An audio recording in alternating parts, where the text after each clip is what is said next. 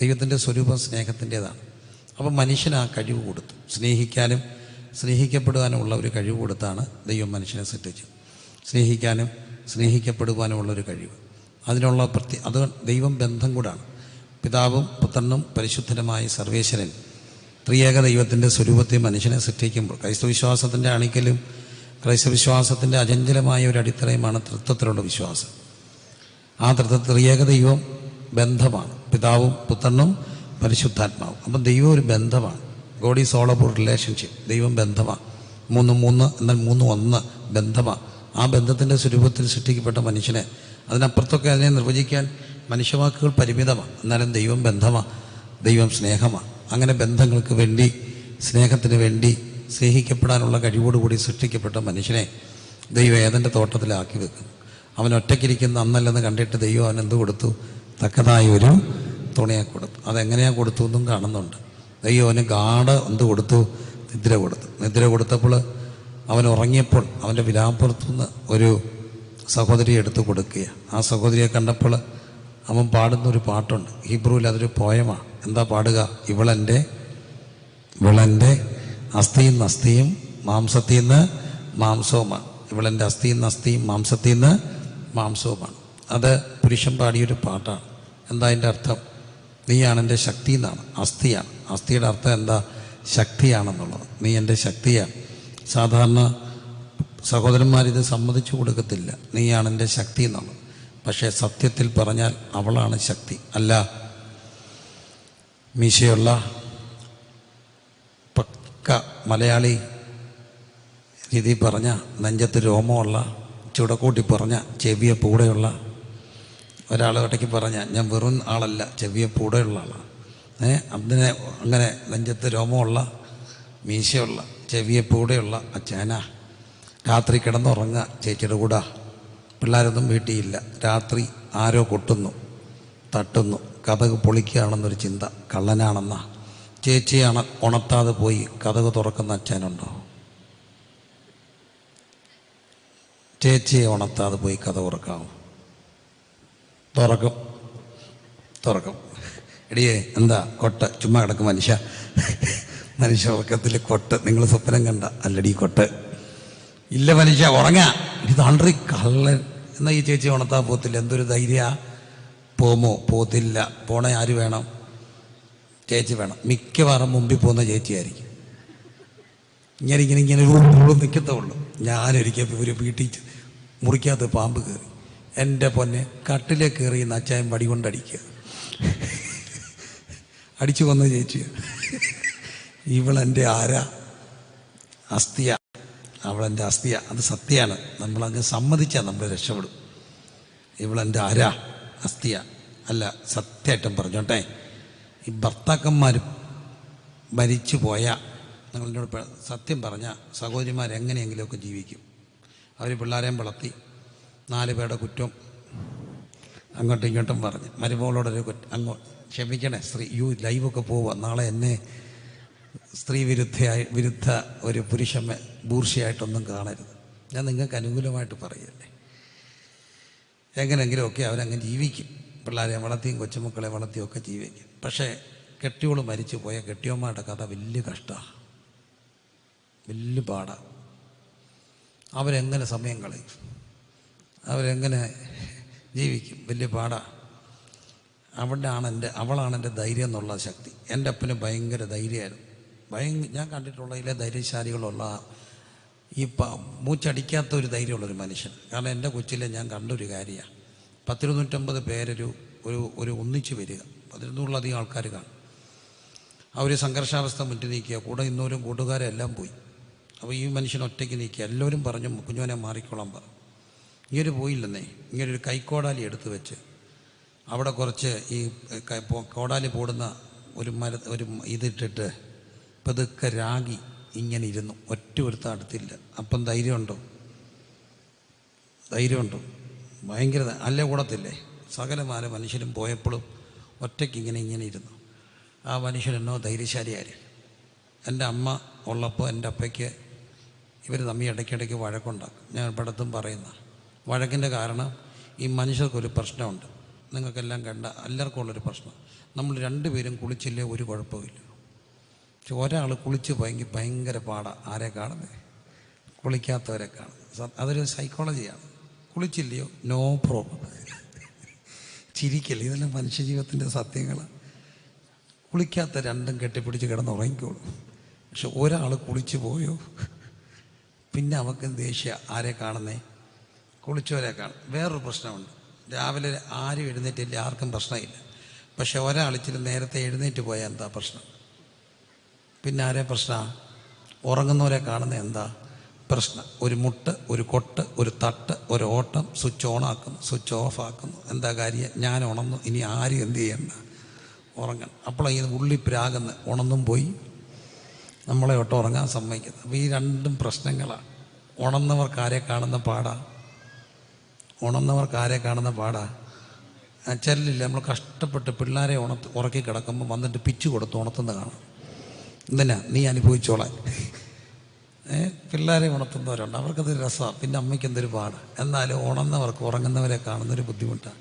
അതുപോലെ തന്നെയാണ് കുളിച്ചവർക്ക് കുളിക്കാത്തവർ. അപ്പോൾ എൻ്റെ അപ്പ കുളിച്ചാൽ പിന്നെ അമ്മയെ കയറ്റത്തില്ല മുറിക്കാത്ത.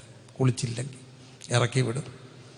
അമ്മ ഇങ്ങനെ പുറത്ത് വന്ന് സെറ്റിയെ കിടക്കും. പിന്നെ ഇടയ്ക്ക് എപ്പോഴെങ്കിലുമൊക്കെ കയറിക്കോളും. എന്നാലും ഇത്ര ധൈര്യശാലിക്ക് അമ്മ മരിച്ചാൽ പിന്നെ ഒറ്റയ്ക്ക് കിടക്കാൻ പേടിയായിരുന്നു. ഈ വലിയ മൂച്ചുള്ള ആൾക്ക് അമ്മ മരിച്ചു കഴിഞ്ഞപ്പോൾ ഒറ്റയ്ക്ക് കിടക്കാൻ പേടിയായിരുന്നു. അപ്പോൾ എല്ലാവരുടെയും ധൈര്യം ആരാ? സമ്മതിക്കണേ. നീ കെട്ടിയാൽ ഞാൻ വേറെ കെട്ടുവന്ന് കെട്ടിയവരോട് ചോദിക്കണം. എന്നും പറയല്ലേ. എടി നീ പോയാൽ ഞാൻ തീരുമെന്ന് പറഞ്ഞാൽ അവൾ തീരാതിരിക്കും. അപ്പം അവളാണ് എൻ്റെ ശക്തി. അവൾ തന്നെയാണ് എൻ്റെ ബലഹീനത. അതാണ് എൻ്റെ സത്യം. ബലഹീനതയെ അവളാ. പല കാര്യവും അവൾ സാധിക്കും. എങ്ങനെ? ഒന്നീ പിണങ്ങി സാധിക്കും, അല്ലേ കരഞ്ഞ് സാധിക്കും, അല്ലേ അവൾ വഴക്കടിച്ച് സാധിക്കും. എങ്ങനാണേലും അവൾ കാര്യം സാധിക്കും. അവളെൻ്റെ ബലഹീനത. ഒന്നീ കരഞ്ഞ് കാണിക്കും, അതൊത്തില്ലെങ്കിൽ പിണങ്ങി കാണിക്കും. നമ്മൾ പറയും സംഭവം ശാന്തമായ കടലൊക്കെയാണെന്ന് പറഞ്ഞാലും അതെല്ലാം എപ്പോഴാണ് പൊട്ടിത്തെറിക്കുക? ഇവിടെ ഒരാളിരിപ്പുണ്ട്, ആളുടെ പേര് കാംസീന്ന എന്ന് പറഞ്ഞാൽ ശാന്തക്കടല. ഞാൻ കാണുമ്പോൾ പറയും എപ്പോഴാണിത് ഈ കടലൊന്ന് ഇളകുക, വേലിയേറ്റവും വേലിയേർക്കവും. അപ്പോൾ നോക്കുക എൻ്റെ പൊന്നും പ്രിയരെ, അവളാണ് എൻ്റെ ശക്തി, അവളാണ് എൻ്റെ ബലഹീനത. അങ്ങനെ സന്തുഷ്ടമായിട്ടൊക്കെ ജീവിക്കുക. എന്തിനാ അവരെ ദൈവം തമ്പുരാൻ ആക്കി വെച്ചെന്നറിയാം? പ്രധാനപ്പെട്ട പർപ്പസ്. നിങ്ങൾ സന്താന പുഷ്ടിയുള്ളവരായി എന്ത് ചെയ്യണം? പെരുകി ഈ ഭൂമിയിൽ എൻ്റെ ധർമ്മങ്ങൾ നിർവഹിക്കണം. ഭൂമിയെ ചൂഷണം ചെയ്യാതെ ഭൂമിയെ നോക്കി ഭൂമിക്ക് ദൈവത്തിൻ്റെ സൃഷ്ടികർമ്മത്തിൽ പങ്കുചേർന്ന് മനുഷ്യകുലം നിലനിർത്തപ്പെടണം. അതിനാണ് ദൈവം മനുഷ്യനെ സൃഷ്ടിച്ചത്. സന്താന പുഷ്ടിയുള്ളവരായി എന്ത് ചെയ്യണം? പെരുകണം. പക്ഷേ ഇന്ന് ആ കൺസെപ്റ്റുകളും ബൈബിൾ കൺസെപ്റ്റുകളെല്ലാം മാറ്റിമറിക്കുന്ന ഒരു ലോകത്താണ് നമ്മൾ ജീവിക്കുക. ബൈബിൾ കൺസെപ്റ്റുകളെല്ലാം മാറ്റിമറിക്കപ്പെടുക. അവിടെയാണ് കുടുംബത്തിൻ്റെ മഹത്വം കാണേണ്ടത്. എൻ്റെ വിഷയം ക്രൂശാണ്. പക്ഷേ ഒന്ന് പറഞ്ഞ് മുമ്പോട്ട് പോവുകയാണ്. ബൈബിൾ കൺസെപ്റ്റുകളെല്ലാം അടിത്തറ പറിക്കുന്ന ഒരു കാലഘട്ടത്തിലാണ് ഇന്ന് പല മക്കൾക്കും കുടുംബം വേണ്ട എന്നുള്ളൊരു ചിന്തയിലേക്ക് വരികയാണ്. നമ്മൾ ഗൗരവമായിട്ട് കാണേണ്ട കാര്യങ്ങളാണ്. നമ്മൾ കൂട്ടുകുടുംബങ്ങൾ ജീവിച്ചു. പിന്നെ 3 തലമുറകൾ എക്സ്റ്റൻഡഡ് ഫാമിലി, അപ്പച്ചനും അമ്മച്ചിയും മോനും മോളും കൊച്ചുമക്കളും കൂടെ 3 തലമുറ ഒരുമിച്ച് ജീവിച്ചു. പിന്നെ അത് മാറിയിട്ട് അടുത്ത കുടുംബം വന്നു. എന്താ? അണുകുടുംബം വന്നു. അത് കഴിഞ്ഞ് പിന്നെയും മുമ്പോട്ട് പോയപ്പോൾ ഒറ്റയ്ക്ക് താമസിക്കുന്ന പിരിഞ്ഞ ഒത്തിരി പേര് വന്നു. കല്യാണം വേണ്ടാന്ന് വെക്കുന്ന ഒത്തിരി പേരുണ്ട്. ഇപ്പോഴത്തെ ഒരു ട്രെൻഡുകൾ എന്നാന്നൊക്കെ ചോദിച്ചാൽ, ഒന്ന് കല്യാണം വേണ്ടാന്ന് ജീവിക്കുക, 2 കല്യാണം കഴിച്ചാലും മക്കളില്ലാതെ ജീവിക്കുക. അത് വലിയൊരു കാര്യം. മക്കളെ വേണ്ട. ഒന്നാമത്തെ കാര്യം, ഒത്തിരി പ്രായമായിട്ടാണ് കെട്ടുന്നത്. അപ്പോൾ ഇവർക്ക് മക്കൾ വേണ്ടാന്ന് വെച്ച് ജീവിക്കുക. Dual income with no kids എന്ന് അതിന് പറയുക. ഡിങ്കെന്നൊക്കെ പിള്ളേർ ഓമനപ്പേര് വിളിക്കും. Dual income with no kids. 2 പേർക്കും ശമ്പളം വേണം. നല്ല ശമ്പളം. ഈ IT മേഖലയിലും അവിടെയും നല്ല ജോലിയും. അവർക്കൊക്കെ ലക്ഷങ്ങളാണ് ശമ്പളം. ഈ പിള്ളേരൊക്കെ എന്തോ ചെയ്യുക? ഒരു തലമുറയുടെ ഒരു ട്രെൻഡ് ടൂറ് പോകുക. ഈ ടൂറൊക്കെ പോയിട്ട് ഫോട്ടോ എടുക്കുക, അത് ഇൻസ്റ്റാഗ്രാമിൽ പോസ്റ്റ് ചെയ്യുക, എല്ലാവരെയും അറിയിക്കുക. ഇങ്ങനെയൊരു കൺസെപ്റ്റിനപ്പുറത്തോട്ട് മക്കൾ പോലും ഒരു ഭാരമായിട്ട് കാണുന്ന ഒരു ലോകത്താണ്. ഒരു ഇടയ്ക്ക് ഒരു പെൺകുട്ടി എൻ്റെ അടുക്കൽ ഇങ്ങനെ സംസാരിച്ചു. ഒടുവിൽ അവൾ കല്യാണത്തിന് സമ്മതിച്ചു. പക്ഷേ ഒറ്റ കണ്ടീഷൻ, ഒന്നിൽ ഒരു കുഞ്ഞിനെ പറയാവൂ, അല്ലെങ്കിൽ കുഞ്ഞുങ്ങളെ വേണ്ടാന്ന് പറയുന്ന ഒരാളെ വേണം, അല്ലെങ്കിൽ ഒരു കുഞ്ഞ് മാക്സിമം. അപ്പം ഞാൻ ഇവളോട് ചോദിച്ചു, നീ എത്രാമത്തെയാ? ഞാൻ 3-മത്തെയാ. നിൻ്റെ അമ്മ അന്ന് 1 മതിയെന്ന് പറഞ്ഞായിരുന്നേ നീ എന്തോ ചെയ്തേനെ? നീ കാണുമോ? കാണുമോ? ഇല്ല. നമ്മുടെ അമ്മമാരെല്ലാം കുഞ്ഞുങ്ങളെയും സ്വീകരിച്ചു. അല്ല, ഞാൻ ചോദിച്ചോട്ടെ, പിള്ളേരെല്ലാം കാണാൻ വേണ്ടിയാണ്. വീട്ടിൽ രണ്ടാമതായിട്ട് ജനിച്ചവരൊന്ന് കൈവക്കാമോ? രണ്ടാമത്തെ മക്കളായി ജനിച്ചവരൊന്ന് കൈവക്കാം. രണ്ടാമത്തെ, ദൈവം അനുഗ്രഹിക്കട്ടെ, കൈ താത്തിട്ട്. മൂന്നാമത്തെ മക്കളായി ജനിച്ചവരെ ശരിക്കും മൂന്നാമത്തെ കൈവക്കിക്ക്, ദൈവം അനുഗ്രഹിക്കട്ടെ. നാലാമത്തെ മക്കളായി ജനിച്ചവർ 1 2 3 4, ദൈവം അനുഗ്രഹിക്കട്ടെ. 5ാമത്തെ മക്കളായി ജനിച്ചവർ, ദൈവം അനുഗ്രഹിക്കട്ടെ. 6ാമത്തെ മക്കളായി ജനിച്ചവർ 6 2 3, ദൈവം അനുഗ്രഹിക്കട്ടെ. 7ാമത്തെ മക്കളായി ജനിച്ചവർ കൈ ഉയർന്നു. എന്ത് ചെയ്യും? 1 ഉള്ളോ? 2 പേര്, ദൈവം അനുഗ്രഹിക്കട്ടെ. 8ാമത്തെ മക്കളായി ജനിച്ച ആരെങ്കിലും ഉണ്ടോ? ഉണ്ട്, ഒരച്ചായനുണ്ട്. 2 പേരെ കണ്ടു, 8ാമത്തെ മക്കളായിട്ട് ജനിച്ചു. എന്തൊരു പുണ്യമാണ്! അവരുടെ അമ്മ 8 മക്കളെ കൊടുത്തു ഭൂമിക്ക്. 9ാമത്തെ മക്കളായി ജനിച്ച ആരെങ്കിലും ഉണ്ടോ? ഉണ്ട്. തിരിഞ്ഞ് നോക്ക്, കേട്ടാനുള്ള പിള്ളേരെല്ലാം കാണാം. 9ാമത്തെ മക്കൾ ഇവിടെ ഇരിപ്പുണ്ട്. 9ാമത്തെ മക്കൾ കണ്ടോ? കാണണം. 9ാമത്തെ 10ാമത്തെ മക്കളായിട്ട് ജനിച്ച ആരെങ്കിലും ഉണ്ടോ? 10 ഇല്ല. ഞാൻ കേരളത്തിൽ 14ാമത്തെ മക്കളെ വരെ കണ്ടു. എന്നാലും ഇവിടെ സന്തോഷം, 9ാമത്തെ വരെയുണ്ട്. ചെറിയൊരു കാര്യമല്ല. ആ അമ്മ ഭൂമിക്ക് 9 മക്കളെ കൊടുത്തു. ഈ മക്കൾ കൊടുക്കുക എന്ന് പറയുന്നത് ചെറിയൊരു കാര്യമല്ല. ഒരു കുഞ്ഞ് ജനിച്ചു. ആ കുഞ്ഞ് ജനിച്ച് 1 മാസം കഴിഞ്ഞ് മരിച്ചുപോയി. ഒരു അസുഖം വന്ന് മരിച്ചുപോയി. കുഴപ്പമില്ല. ആ കുഞ്ഞ് സ്വർഗത്തിൽ കാണുമോ ഇല്ലയോ? കുഞ്ഞ് സ്വർഗത്തിൽ കാണുമോ ഇല്ലയോ? ശ്രദ്ധിച്ചേ, കുഞ്ഞ് സ്വർഗത്തിൽ കാണുമോ ഇല്ലയോ? സംശയമുണ്ടോ? കാണുമോ ഇല്ലയോ? കാണുമെന്ന് വിശ്വസിക്കുന്നവരൊന്ന് സ്തോത്രം ചെയ്തേ. കുഞ്ഞുങ്ങളെല്ലാം ഇവിടെ കാണും, സ്വർഗത്തിൽ കാണുമല്ലോ. ആ കുഞ്ഞ് ജനിച്ചു 1 ദിവസം കഴിഞ്ഞ് മരിച്ചാലും എവിടെ ഉണ്ട്? സ്വർഗത്തിൽ. ഇനിയും ഗർഭത്തിൽ വെച്ച് അബോട്ടായി പോയാലും ആ കുഞ്ഞ് എവിടെ ഉണ്ട്? സ്വർഗത്തിലുണ്ട്. പക്ഷെ ഒരു കാര്യം ഓർക്കണം, ജനിക്കപ്പെടാത്തൊരു കുഞ്ഞ് സ്വർഗത്തിൽ കാണുമോ?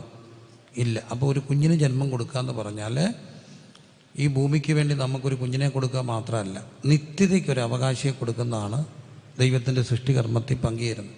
അത് ക്രൈസ്തവ സമൂഹവും വിശ്വാസ സമൂഹവും അറിയണം. അപ്പം കുഞ്ഞുങ്ങളൊരു ഭാരമാണോ?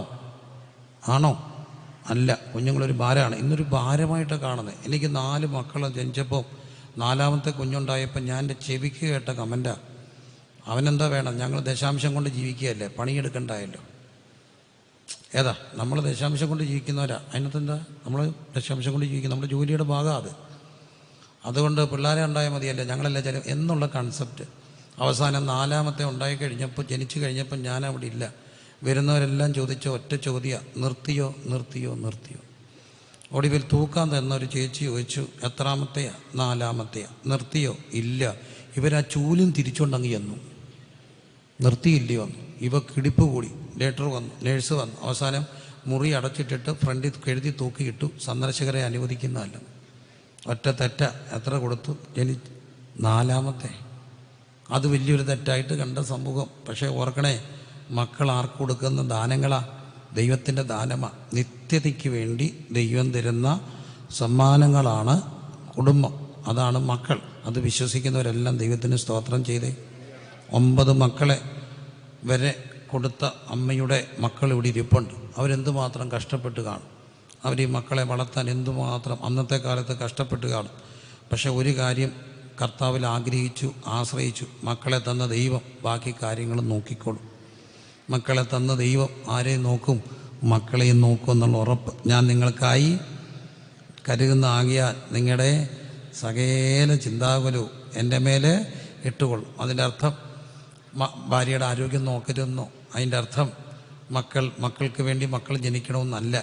പിന്നെ ദൈവത്തിൻ്റെ സൃഷ്ടികർമ്മത്തിൽ പ്രാർത്ഥനയോടെ പങ്കുചേരുമ്പോൾ, ഭർത്താവിൻ്റെ സ്നേഹം ഭാര്യയുടെ ഹൃദയത്തിൽ നിറയുമ്പോൾ, സന്തുഷ്ടനായ ദൈവം തൻ്റെ ഭാര്യയുടെ ഉദരത്തിൽ കൊടുക്കുന്ന സമ്മാനം, ആ സമ്മാനമാണ് മക്കൾ. അപ്പോൾ മക്കൾക്ക് സൃഷ്ടികർമ്മത്തിൽ പങ്കുചേരാൻ വേണ്ടി ദൈവം അവരെ സൃഷ്ടിച്ച് എല്ലാം സന്തുഷ്ടരാക്കി അവരെ ഏദൻ്റെ തോട്ടത്തിലാക്കി വെച്ചു. പക്ഷേ ഒറ്റ കണ്ടീഷൻ കൊടുത്തു, എല്ലാം അനുഭവിക്കാം, പക്ഷേ തോട്ടത്തിൻ്റെ നടുക്ക് നിൽക്കുന്ന വൃക്ഷത്തിൻ്റെ ബലത്തിൽ നിന്ന് എന്ത് ചെയ്യരുത്? കഴിക്കരുത്. ദൈവം കൽപ്പനകൾ കൊടുക്കും. പക്ഷേ ഈ പിശാചിൻ്റെ ഒരു പ്രശ്നമുണ്ട്. പിശാച് എപ്പോഴും വന്നിട്ട് എന്തോ ചെയ്യുന്നറിയാമോ? കള്ളത്തെ സത്യമായിട്ട് അവതരിപ്പിക്കും. നമ്മളിപ്പോൾ ഇലക്ഷൻ്റെ കാലമൊക്കെ ആയി, ഓരോ ചെറിയ സ്ലോഗൻസാണ്. ഞാൻ പറയുന്നില്ല, കാരണം രാഷ്ട്രീയമല്ല എൻ്റെ വിഷയം. പക്ഷെ പലപ്പോഴും കള്ളങ്ങൾ അഡ്വർടൈസ്മെൻറ്റിൽ എന്തായിരിക്കും? സത്യമായിരിക്കും. അതാണ് അഡ്വർടൈസ്മെൻറ്റിൻ്റെ കഴിവെന്നൊക്കെ പറയുക. നമ്മൾ സാധനങ്ങൾ മേടിക്കുന്ന പോലും അഡ്വർടൈസ്മെൻറ്റുകൾ കണ്ടുകൊണ്ടാണ്. അതിൻ്റെ എല്ലാം പിന്നിൽ ഭയങ്കര കുശാഗ്ര ബുദ്ധിക്കാരായ വലിയ ആളുകളുണ്ട്. അഡ്വർടൈസ്മെൻറ്റ് ഫീൽഡ് തന്നെയുണ്ട്. പോട്ടെ, പിശാച് വരെ ചതിച്ചു. എങ്ങനെയാണ്? അവിടെ വന്നിട്ട് ചോദിച്ചു, നിങ്ങളിത് കഴിച്ചാൽ നിങ്ങളുടെ കഴിക്കരുതെന്ന് കർത്താവ് വാസ്തവമായിട്ട് എന്ത് ചെയ്തിട്ടുണ്ടോ, കൽപ്പിച്ചിട്ടുണ്ടോ എന്ന് ചോദിച്ചു. അപ്പോൾ ഈ സഹോദരി എന്തോ മറുപടി പറഞ്ഞേ, കൽപ്പിച്ചിട്ടുണ്ടെന്ന് മാത്രമല്ല, കഴിക്കരുതെന്ന് മാത്രമല്ല, പിന്നെ തുടരുതെന്ന് പോലും പറഞ്ഞിട്ടുണ്ടെന്ന് പറഞ്ഞു. സത്യത്തിൽ ദൈവം തുടരുന്ന് പറഞ്ഞോ? ഇല്ല. കൂട്ടിയടിച്ച ഈ 2 കൂട്ടരെ വിശ്വസിക്കരുതെന്ന് എൻ്റെ അപ്പ എപ്പോഴും എന്നോട് പറയും. ഒന്ന്, അതിവിശുദ്ധി പറയുന്നവരെ അടുക്കരുത്. ചിലരെ കാണുമ്പോഴത്തേന് മിണ്ടത്തില്ല. എന്തുകൊണ്ട്? ദൈവദാസനെ സ്തോത്രം, പ്രൈസ് ദി ലോർഡ്. ഈ ടൈപ്പ് സാധനത്തോട് ഒരു 5 അടി അകന്നേ നിൽക്കാവൂ. എപ്പം ഈ അതിവിശുദ്ധി പറഞ്ഞാൽ അതിൻ്റെ അർത്ഥം ഒന്നി നമ്മളെയും തള്ളിയിടും, അവരും വീഴും. അതിവിശുദ്ധി അതുപോലെ തന്നെ അപകടകാരികളാണ്. അതിവിനയം കാണിക്കുന്നവർ ചെല്ലുണ്ടല്ലോ. എന്തുകൊണ്ടെന്ന് ചോദിച്ചാൽ കുനിഞ്ഞ് കാലയിലോട്ട് വരും. കാലേ വാരാനാ, എപ്പം വാരിയെന്ന് ഓർത്താൽ മതി. അപ്പം 2 കാര്യങ്ങൾ അപകടമാണ്. അതിവിശുദ്ധി അപകടമാണ്, അതിവിനയം അപകടമാണ്. ഇവർ അതിവിശുദ്ധി പറഞ്ഞു, തുടരുന്ന പോലും പറഞ്ഞു. സാത്താൻ പഞ്ചിച്ചു. സാത്താൻ പറഞ്ഞ അങ്ങനെ അല്ല, കണ്ണു ഉറക്കും, നിങ്ങൾ ആരെപ്പോലെ ആകും, ദൈവത്തെ പോലെ. പതുക്കെ ചിന്തകൾക്ക് കാട് കയറി. അങ്ങനെ പാപം മോഹം വിതച്ചു, മോഹത്തിൻ്റെ വിത്തിട്ടു. ആ വിത്ത് പതുക്കെ വളർന്നു. മോഹം ഗർഭം ധരിച്ച് പാപത്തെ പ്രസവിച്ചു, പറിച്ചു, കഴിച്ചു, ഭർത്താവിനും കൊടുത്തു. ഇരുവരും എന്തായി മാറി? പാപികളായി മാറി. ദൈവം അവരെ തോട്ടത്തിൽ നിന്ന് പുറത്താക്കി. മനുഷ്യൻ്റെ അടിസ്ഥാന പ്രശ്നം എന്താണ്? മനുഷ്യൻ്റെ അടിസ്ഥാന പ്രശ്നം മനുഷ്യൻ പാപം ചെയ്ത് ആരായി?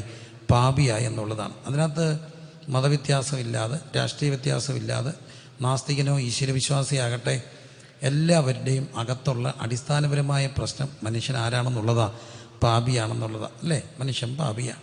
നമ്മൾ പറയും മനുഷ്യൻ്റെ ഇന്നത്തെ പ്രശ്നം എന്താണ്? അഴിമതിയാണ്. അഴിമതിയാണ്. അഴിമതി ഉണ്ടാകാൻ കാര്യം എന്താ? മനുഷ്യൻ്റെ സ്വാർത്ഥത. എനിക്ക് പണക്കാരനാകണം, ദീപസ്തംഭം, മഹാചര്യം, എനിക്കും വേണം പണം ഉണ്ടാക്കാനുള്ള ബഹളം, തത്രപ്പാട. അതിൻ്റെ ഒരു ഭാഗമായിട്ട് രാഷ്ട്രീയം പോലും, സംശുദ്ധമായിരുന്നു രാഷ്ട്രീയം. പഴയകാല രാഷ്ട്രീയക്കാരൊക്കെ എന്തുമാത്രം ചുരുങ്ങി സംശുദ്ധമായിട്ടൊക്കെ ജീവിച്ച ആ ഒരു തലമുറയൊക്കെ ഓൾമോസ്റ്റ് അന്യം നിന്ന് പോവുക. ഉന്നതമായ ചിന്തകളും ലളിതമായ ജീവിതം കൊണ്ട് മനുഷ്യനെയൊക്കെ സ്വാധീനിച്ച ഗാന്ധിജി ഉൾപ്പെടെയുള്ള വലിയൊരു രാഷ്ട്രീയ സംശുദ്ധിയുള്ള ഉറവിടങ്ങളൊക്കെ ഇന്ന് മാറിക്കൊണ്ടിരിക്കുക. അപ്പോൾ എന്താണ്? അഴിമതിയുടെ കാര്യങ്ങൾ ഒറ്റ കാര്യത്തിന് പാപമാണ്. എനിക്ക് എങ്ങനെയെങ്കിലും ആരാകണം? പണം ഉണ്ടാക്കണം. ഇന്ന് നമ്മൾ പറയും ദാരിദ്ര്യമാണ്. ദാരിദ്ര്യം ഉണ്ടാകുന്നത് എന്തുകൊണ്ടാണ്? ഈ ഭൂമിയിൽ എന്തോരം മനുഷ്യരുണ്ടായാലും അവർക്ക് പങ്കുവെക്കപ്പെടാനുള്ള റിസോഴ്സുകൾ ഈ ഭൂമിയിലുണ്ട്. പക്ഷേ എന്തുകൊണ്ടാണ് ദാരിദ്ര്യം ഉണ്ടാകുക? ഇത് കുറച്ച് പേരുടെ കയ്യിൽ, കുത്തക മുതലാളിമാരുടെ കയ്യിലാകും. ഇവരത് കൂട്ടി വെക്കുന്നു, പൂഴ്ത്തി വെക്കുമ്പോൾ സാധനം കിട്ടാതാകും. സാധനം മാർക്കറ്റിൽ ഇല്ലാതെ വരുമ്പോൾ എന്തോ കൂടും? ഡിമാൻഡ് കൂടും. ഡിമാൻഡ് കൂടുന്ന അനുസരിച്ച് എന്ത് കൂട്ടും? ഡിമാൻഡ് കൂടുമ്പോൾ ഓട്ടോമാറ്റിക്കായിട്ട് എന്തും കൂടും? വിലയും കൂടും. കൂടത്തില്ലേ? ഇപ്പം കുടിവെള്ളം നോക്കി ഉച്ചൂടെ കഴിയുമ്പോൾ ഒരു GPay വരും, ഇത്ര രൂപ. ക്ഷാമം, ഡിമാൻഡ് കൂടും തോറും എന്ത് കൂടും? റേറ്റ് കൂടും. അങ്ങനെയാണ്. ഡിമാൻഡ് കൂടും തോറും എന്ത് കൂടും? റേറ്റ് കൂടും. അപ്പോൾ അങ്ങനെ ആർട്ടിഫിഷ്യൽ സ്കേഴ്സിറ്റി ഉണ്ടാക്കും. സ്കേഴ്സിറ്റി ഉണ്ടാകുമ്പം ഡിമാൻഡ് കൂടും. ഡിമാൻഡ് കൂടുമ്പം പ്രൈസ് കൂടും. പ്രൈസ് കൂടുമ്പം എന്തുണ്ടാകും? ക്ഷാമം ഉണ്ടാകും. അങ്ങനെ ക്ഷാമം എന്തുകൊണ്ടാണ്? ദാരിദ്ര്യം. ഇതെല്ലാം ഉണ്ടാകാൻ കാര്യം കുറച്ച് പേരുടെ സ്വാർത്ഥതയാണ്. എനിക്ക് മാത്രം പണം. ഇപ്പം തന്നെ നമുക്കറിയാം മുഴുവൻ മാളുകളൊക്കെ വരുമ്പോൾ സംഭവിക്കുന്ന കാര്യങ്ങൾ എന്താ? കൊച്ചു ചെറുകിട കർഷകരെല്ലാം, ചെറുകിട കച്ചവടക്കാരെല്ലാം ഇല്ലാതാകും. അപ്പം കുറച്ച് പേര് മാത്രമുള്ള ഒരു ഭൂമിക്ക് വരുമ്പം ദാരിദ്ര്യമൊക്കെ സ്വാഭാവികമായിട്ടുണ്ടാകും. എന്നെ കേൾക്കുന്ന പ്രിയപ്പെട്ടവരെ, മനസ്സിലാക്കപ്പെടേണ്ട പ്രധാനപ്പെട്ട കാര്യം, അടിസ്ഥാനപരമായി മനുഷ്യൻ്റെ പ്രശ്നം എന്താ? പാപം. അതാണ് വചനം പറയുക, ആരും നീതിമാനില്ല, ഒരുത്തം പോലും ഇല്ല, എല്ലാവരും പാപം ചെയ്ത് ഒരുപോലെ എന്ത് ചെയ്തു? ദൈവദയസ് നഷ്ടപ്പെടുത്തി. പിന്നെ നമുക്ക് ആകെ പിടിച്ച സമ്പാദാനം എല്ലാവരും ആരാ? പാപികളാണ്. ഒരുത്തം പോലും ഇല്ല നീതിമാൻ. എല്ലാവരും എന്ത് ചെയ്തു? പാപം ചെയ്തു. ഇപ്പം പരീക്ഷയല്ലേ? പരീക്ഷ കഴിഞ്ഞ് വരുമ്പോൾ എല്ലാവരും ചോദിച്ചു എങ്ങനെ ഉണ്ടായിരുന്നു? കെമിസ്ട്രി എല്ലാവർക്കും പാടാണ്. ആകെ സമാധാനം എല്ലാവർക്കും എന്തായിരുന്നു? പാടായിരുന്നു. ഇത് തന്നെയാണ് നമ്മുടെയും കാര്യം. കൊച്ചൻ പരീക്ഷ ജയിച്ച് വരിക കേട്ടൊരു തമാശയാണ്. അപ്പോൾ അച്ചായൻ ചോദിച്ചെന്ന്, മോനെ നീ ജയിച്ചോടാ? അവൻ പറഞ്ഞു, അപ്പാ ഡോക്ടറുടെ മോൻ തോറ്റുപോയി. എടാ നീ ജയിച്ചു വന്ന്. എൻജിയുടെ മോൻ തോറ്റുപോയി. എടാ ചെറുക്കാൻ നീ ജയിച്ചു വന്ന്. വക്കീലിൻ്റെ മോനും തോറ്റുപോയി. എടാ നീ ജയിച്ചോടാ? അവൻ പറഞ്ഞു, ഡോക്ടറുടെ മോനും എൻജിയുടെ മോനും വക്കീലിൻ്റെ മോനും തോറ്റ സ്ഥിതിക്ക് ടാപ്പിങ്ങുകാരൻ അച്ചായൻ്റെ മോൻ ജയിക്കണമെന്ന് വാശി പിടിച്ചാൽ ശരിയാവപ്പാ? തോറ്റോ? ഇല്ല, എല്ലാവരും ജയിച്ചോ? എല്ലാവരും തോറ്റു. അപ്പോൾ ഇത് തന്നെ നമുക്ക് സന്തോഷം. ഒരു തരത്തിൽ എല്ലാവരും ആരായി? പാപികളായി. നീതിമാൻ ആരുമില്ല, ഒരുത്തം പോലുമില്ല. എല്ലാവരും പാപം ചെയ്ത് ഒരുപോലെ ദൈവത്തെ നഷ്ടപ്പെടുത്തി. പ്രിയരെ, ഇനി എന്താ പ്രതിവിധി? നാട്ടാരെ, പ്രിയമുള്ളവരെ, ഒറ്റ കാര്യം ഉറപ്പാണ്. പാപത്തിൻ്റെ ശമ്പളം എന്താ? മരണം. തെറ്റ് ചെയ്താൽ എന്ത് ഇല്ലണം? നമ്മുടെ നാട്ടിലൊരു ചൊല്ലുണ്ട്, ഉപ്പ് തിന്നവൻ വെള്ളം കുടിക്കണം. ഉപ്പ് തിന്നോ വെള്ളം കുടിക്കുക. അതൊരു പോസിറ്റീവ് കൂടാ. ഈ ഗൾഫ് രാജ്യങ്ങളിലൊക്കെ പഴയ കാലത്ത് ഈ പുറത്ത് ജോലി ചെയ്യുമ്പോൾ അവർക്ക് എന്തോ കൊടുക്കുമെന്നറിയാമോ? സോൾട്ട് ടാബ്ലറ്റ് കൊടുക്കുമെന്നാണ് പറയുക. എന്തിനാന്ന് ചോദിച്ചാൽ അപ്പോൾ ഓട്ടോമാറ്റിക്കായിട്ട് എന്ത് കൊടുക്കും? വെള്ളം കുടിക്കും. വെള്ളം കുടിക്കുമ്പോൾ ഓട്ടോമാറ്റിക്കായിട്ട് എന്തോ കൂടും? ദാഹം കൂടും. ദാഹം കൂടുമ്പോൾ എന്തോ കൂടും? വെള്ളം കുടിക്കും. നമ്മുടെ നാട്ടിൻപുറത്തെ ഇപ്പോൾ ഒരു സ്ഥിര അസുഖമാണ്. മിക്കവാറും മലയാളി എല്ലാം ഡയബറ്റിക്കായി അല്ലേ? Diabetic patient. ശരിക്കും അതിന് പണ്ട് കാലത്ത് പറയുന്ന രോഗത്തിൻ്റെ പേരെന്താ? മൂത്രമൊഴിയെന്നാണ്. മൂത്രമൊഴിൻ്റെ അസുഖമുണ്ട്. അതൊരു കണക്കിന് സത്യ. ഇവർക്ക് എന്തോ കൂടും? ദാഹം കൂടും. ദാഹം കൂടുമ്പോൾ ധാരാളം വെള്ളം കുടിക്കും. ധാരാളം വെള്ളം കുടിക്കുമ്പോൾ അവിടെ യൂറിനിലൂടെ ഈ ഷുഗർ പുറത്തു പോകും. നാച്ചുറൽ പ്രതിവിധിയാണ്. ധാരാളം വെള്ളം കുടിക്കുമ്പോൾ ഈ മൂത്രത്തിലൂടെ ഇതിൻ്റെ ഒത്തിരി അങ്ങ് പുറത്തു പോകും. അപ്പം ഇതുപോലെ ഉപ്പ് തിന്നവൻ വെള്ളം കുടിക്കണം. തെറ്റ് ചെയ്ത എന്തനുഭവിക്കണം? ശിക്ഷ അനുഭവിക്കണം. വേണ്ടേ? ശിക്ഷ അനുഭവിക്കണം. അപ്പം പാപം, ശിക്ഷ, പാപത്തിൻ്റെ ശമ്പളം എന്താ? മരണമാണ്. ഇനി അവരെ രക്ഷിക്കാൻ എന്താ വഴി? അതിന് ദൈവം തമ്പുരാൻ മോശ വഴി അവർക്ക് പ്രമാണം കൊടുത്തു. സിമ്പിളായിട്ട് പറയാം. അതാണ് റോമാലേഖനം 5-ാം അധ്യായത്തിൽ വായിക്കുന്നുണ്ട്. ആ ഏകൻ്റെ ലംഘനത്താൽ പാപവും പാപത്താൽ എന്തു വന്നു? മരണവും വന്നു. ഇങ്ങനെ എല്ലാവരിലും, പാപം ചെയ്യാത്തവരിലും മരണം ആദം മുതൽ മോശ വരെ വാണു. മോശയുടെ കാലത്തിൽ ദൈവം, മോശയുടെ കാലഘട്ടത്തിലാണ് ദൈവം മനുഷ്യന് എന്തു കൊടുത്തു? നിയമം കൊടുത്തു, പ്രമാണങ്ങൾ കൊടുത്തു, നിയമങ്ങൾ കൊടുത്തു. അതിൻ്റെ നൂലാമാലകളിലേക്കൊന്നും പോകാതെ നിയമങ്ങൾ കൊടുത്തു. നിയമം കൊടുത്തു. ഈ നിയമം കൊടുത്തതിൻ്റെ ഉദ്ദേശം എന്താ? നിയമം എന്തിനാ കൊടുത്തത് ദൈവം? പോട്ടെ, അല്ല, നിയമം എന്തിനാ? നിയമം ഒറ്റക്കാര്യത്തിനാ. നിയമം രക്ഷിക്കാനാണോ ശിക്ഷിക്കാനാണോ? മക്കളെ, നിയമം രക്ഷിക്കാനാണോ ശിക്ഷിക്കാനാണോ? നിയമം ഇപ്പം കഠിന ശിക്ഷയാണെന്നാണ് പറയുക. ഭയങ്കര പാടാ ഊരി വരാൻ. ലൈസൻസ് ഇല്ലാത്ത, പ്രായപൂർത്തിയാകാത്ത മക്കളെ കൊണ്ട് വണ്ടിയെ പിടിച്ചാൽ ആരുടെ ലൈസൻസ് റദ്ദാക്കും? അപ്പൻ്റെ, അമ്മയുടെ. എന്തിനാണെന്നറിയാമോ നിയമം കഠിനമാക്കിയത്? ഒരു കാരണവശാലും പിടിച്ചാൽ 500 രൂപ കൊടുത്താൽ മതി എന്ന് പറഞ്ഞാൽ അത്രയും ലൈറ്റാകും. 500 രൂപ പോകുന്നല്ലേ ഉള്ളൂ. അപ്പം കഠിനമാക്കി. ഇപ്പോൾ ചെറിയ ശിക്ഷയല്ല. അപ്പൻ്റെ, അമ്മയുടെ ലൈസൻസ് 6 മാസത്തെ ക്യാൻസലാക്കും. 18കാരന് പിന്നെ 21 കഴിയാൻ ലൈസൻസ് എടുക്കാൻ ഒക്കത്തില്ല. ഇത്രയും നിയമം കർശനമാക്കാൻ കാര്യം എന്താ? ഒരാൾ പോലും ലൈസൻസ് ഇല്ലാതെ, പ്രായപൂർത്തിയാകാതെ വണ്ടി എടുത്തുകൊണ്ട് എവിടെ പോകരുത്? റോഡിൽ പോകരുത്. എന്തിനാണ് നിയമം കഠിനമാക്കിയത്? നിയമം ലംഘിച്ചാൽ എന്ത് കിട്ടും? ശിക്ഷ കിട്ടും. അപ്പോൾ ആ ശിക്ഷ ഓർത്തെങ്കിലും എന്ത് ചെയ്യണം? അനുസരിക്കണം. നമുക്കറിയാം, ഇപ്പം സീറ്റ് ബെൽറ്റ് ഇട്ടില്ലെങ്കിൽ ഫൈൻ കൊടുക്കണം. അതുപോട്ടെ, ബൈക്കിൽ പോകുമ്പോൾ എന്ത് വെക്കണം? ഹെൽമെറ്റ് വെക്കണം. എന്തിനാണ് ഹെൽമെറ്റ് വെക്കുക? ആർട്ടിഫിഷ്യൽ ക്യാമറയിൽ നിന്ന് രക്ഷപ്പെടാനാണോ? അല്ല, ഒറ്റ കാര്യത്തിന് വീണ തലയ്ക്ക് ക്ഷതം വെക്കും. അപ്പം നമ്മളെ രക്ഷിക്കാൻ വേണ്ടിയാ ഹെൽമെറ്റ്, അല്ലാതെ ഗവൺമെൻറ് കാശ് കിട്ടാൻ വേണ്ടിയാണോ? അത് മറ്റൊരു കാര്യം. എന്നാലും നമുക്കൊരു കാര്യമുണ്ട്. ഈ നിയമം ലംഘിച്ചാൽ എന്ത് കിട്ടും? ശിക്ഷ കിട്ടും. അതുകൊണ്ടാണ് ആർട്ടിഫിഷ്യൽ ക്യാമറ ഒക്കെ ഉണ്ടായിട്ടും പിന്നെയും പോലീസ് ചെക്കിങ്ങിന് ഇറങ്ങും. എന്നാലും എനിക്കൊരു കാര്യത്തിൽ സന്തോഷമുണ്ട്. ഇവിടെ ജാതിയും മതവും വർഗീയതയാക്കുക, ഭയങ്കര വർഗീയതയാണെന്നാണ് പറയുന്നത്. ഒറ്റ കാര്യത്തിൽ മാത്രം ഞാൻ സമ്മതിക്കത്തില്ല വർഗീയതയാണെന്ന് പറഞ്ഞാൽ. കാരണം ഞങ്ങളുടെ കൊച്ചു ഗ്രാമത്തിൽ വളവിനൊക്കെ പാത്താണ്. ഇങ്ങനെ പെട്ടെന്ന് ശ്രദ്ധിക്കാത്ത വളവിനാണ് പോലീസുകാർ ചെക്കിങ്ങിന് നിൽക്കുന്നത്. ഞങ്ങൾക്ക് ഈസിയായിട്ട് അറിയാം. എങ്ങനെയാണെന്നറിയാമോ? നമ്മൾ അങ്ങോട്ട് പോകുമ്പം അവിടുന്ന് വരുന്നവരെന്തോ അടിച്ച് കാണിക്കും? ലൈറ്റ്. ഇവിടെയും കാണിക്കുമോ? ലൈറ്റ് കാണിക്കും. അപ്പം അവിടുന്ന് വരുന്ന കാവിക്കലി കൊടുത്ത എൻ്റെ ഹൈന്ദവ സുഹൃത്തും എൻ്റെ ഇസ്ലാം സുഹൃത്തും എല്ലാം ഉപദേശിയായി എനിക്ക് ലൈറ്റ് അടിച്ച് കാണിക്കും. അർത്ഥം, എടാ മോനെ, പോലീസിൻ്റെ കാര്യം വരുമ്പം നമ്മളൊന്ന്. അതിനകത്ത് ജാതിയില്ല, മതമില്ല. ഉണ്ടോ? ഇല്ല. വളവിന് 2 മണിക്കൂറായിട്ട് പോലീസ് നിൽക്കുക. ഒറ്റ ആളെ കിട്ടിയില്ല. എല്ലാവരും സീറ്റ് ബെൽറ്റ് ഇട്ട് ഡീസൻ്റായിട്ട് വരിക. ഒരു പോലീസുകാരൻ വെറുതെ നടന്നു വന്നപ്പോൾ ഒരു വളവിൻ്റെ അപ്പുറത്ത് ഒരിച്ചിരി അടിച്ചിട്ട് ഒരാൾ നിന്നിട്ട് എല്ലാവരെയും തടഞ്ഞു നിർത്തി. പോലീസുണ്ട്, ഉള്ളവർ മാത്രം പോന്നു, ബാക്കി എല്ലാവരും വിടുക. ഈ പുള്ളിയെ പൊക്കി എടുത്തുകൊണ്ട് പോയി.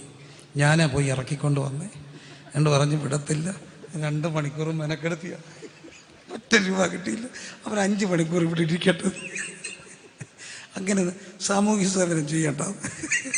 അപ്പം കുറേ വർഷം മുമ്പ് എന്നാലും ഈ പോലീസിനെ പേടിച്ചാണ് നമ്മളിത് ഇടുന്നത്. പക്ഷെ സത്യത്തിൽ ഇതാരെ രക്ഷിക്കാനാ? നമ്മെ രക്ഷിക്കാൻ റാന്നി നടന്നൊരു സംഭവമാണ്. ഒരു ഉപദേശി ഹെൽമെറ്റ് തൂക്കിയിട്ടുകൊണ്ട് പോയി. പോലീസ് പിടിച്ചു. പുള്ളി എന്ന് പറഞ്ഞു, ഞാൻ പാസ്റ്റർ പ്രസംഗിക്കാൻ പോവുക, ധൃതി വെച്ച് പോയതാ സാറെന്ന്. സാർ അവിടെ നിന്നിട്ട് പറഞ്ഞു, പാസ്റ്ററെ എനിക്ക് ഭയങ്കര ബഹുമാനമാണ് പാസ്റ്റർമാരെ. ഈ നാട് നിന്നാകണമെങ്കിൽ നിങ്ങൾ പ്രസംഗിക്കണം. എന്തുമാത്രം മദ്യപാനികളാണ് രക്ഷിക്കപ്പെടുന്നു, മാനസാന്തരപ്പെട്ട് നല്ല പാത വരുന്നത്. പക്ഷെ പാസ്റ്ററെ പ്രസംഗിക്കണേ തല വേണ്ടേ?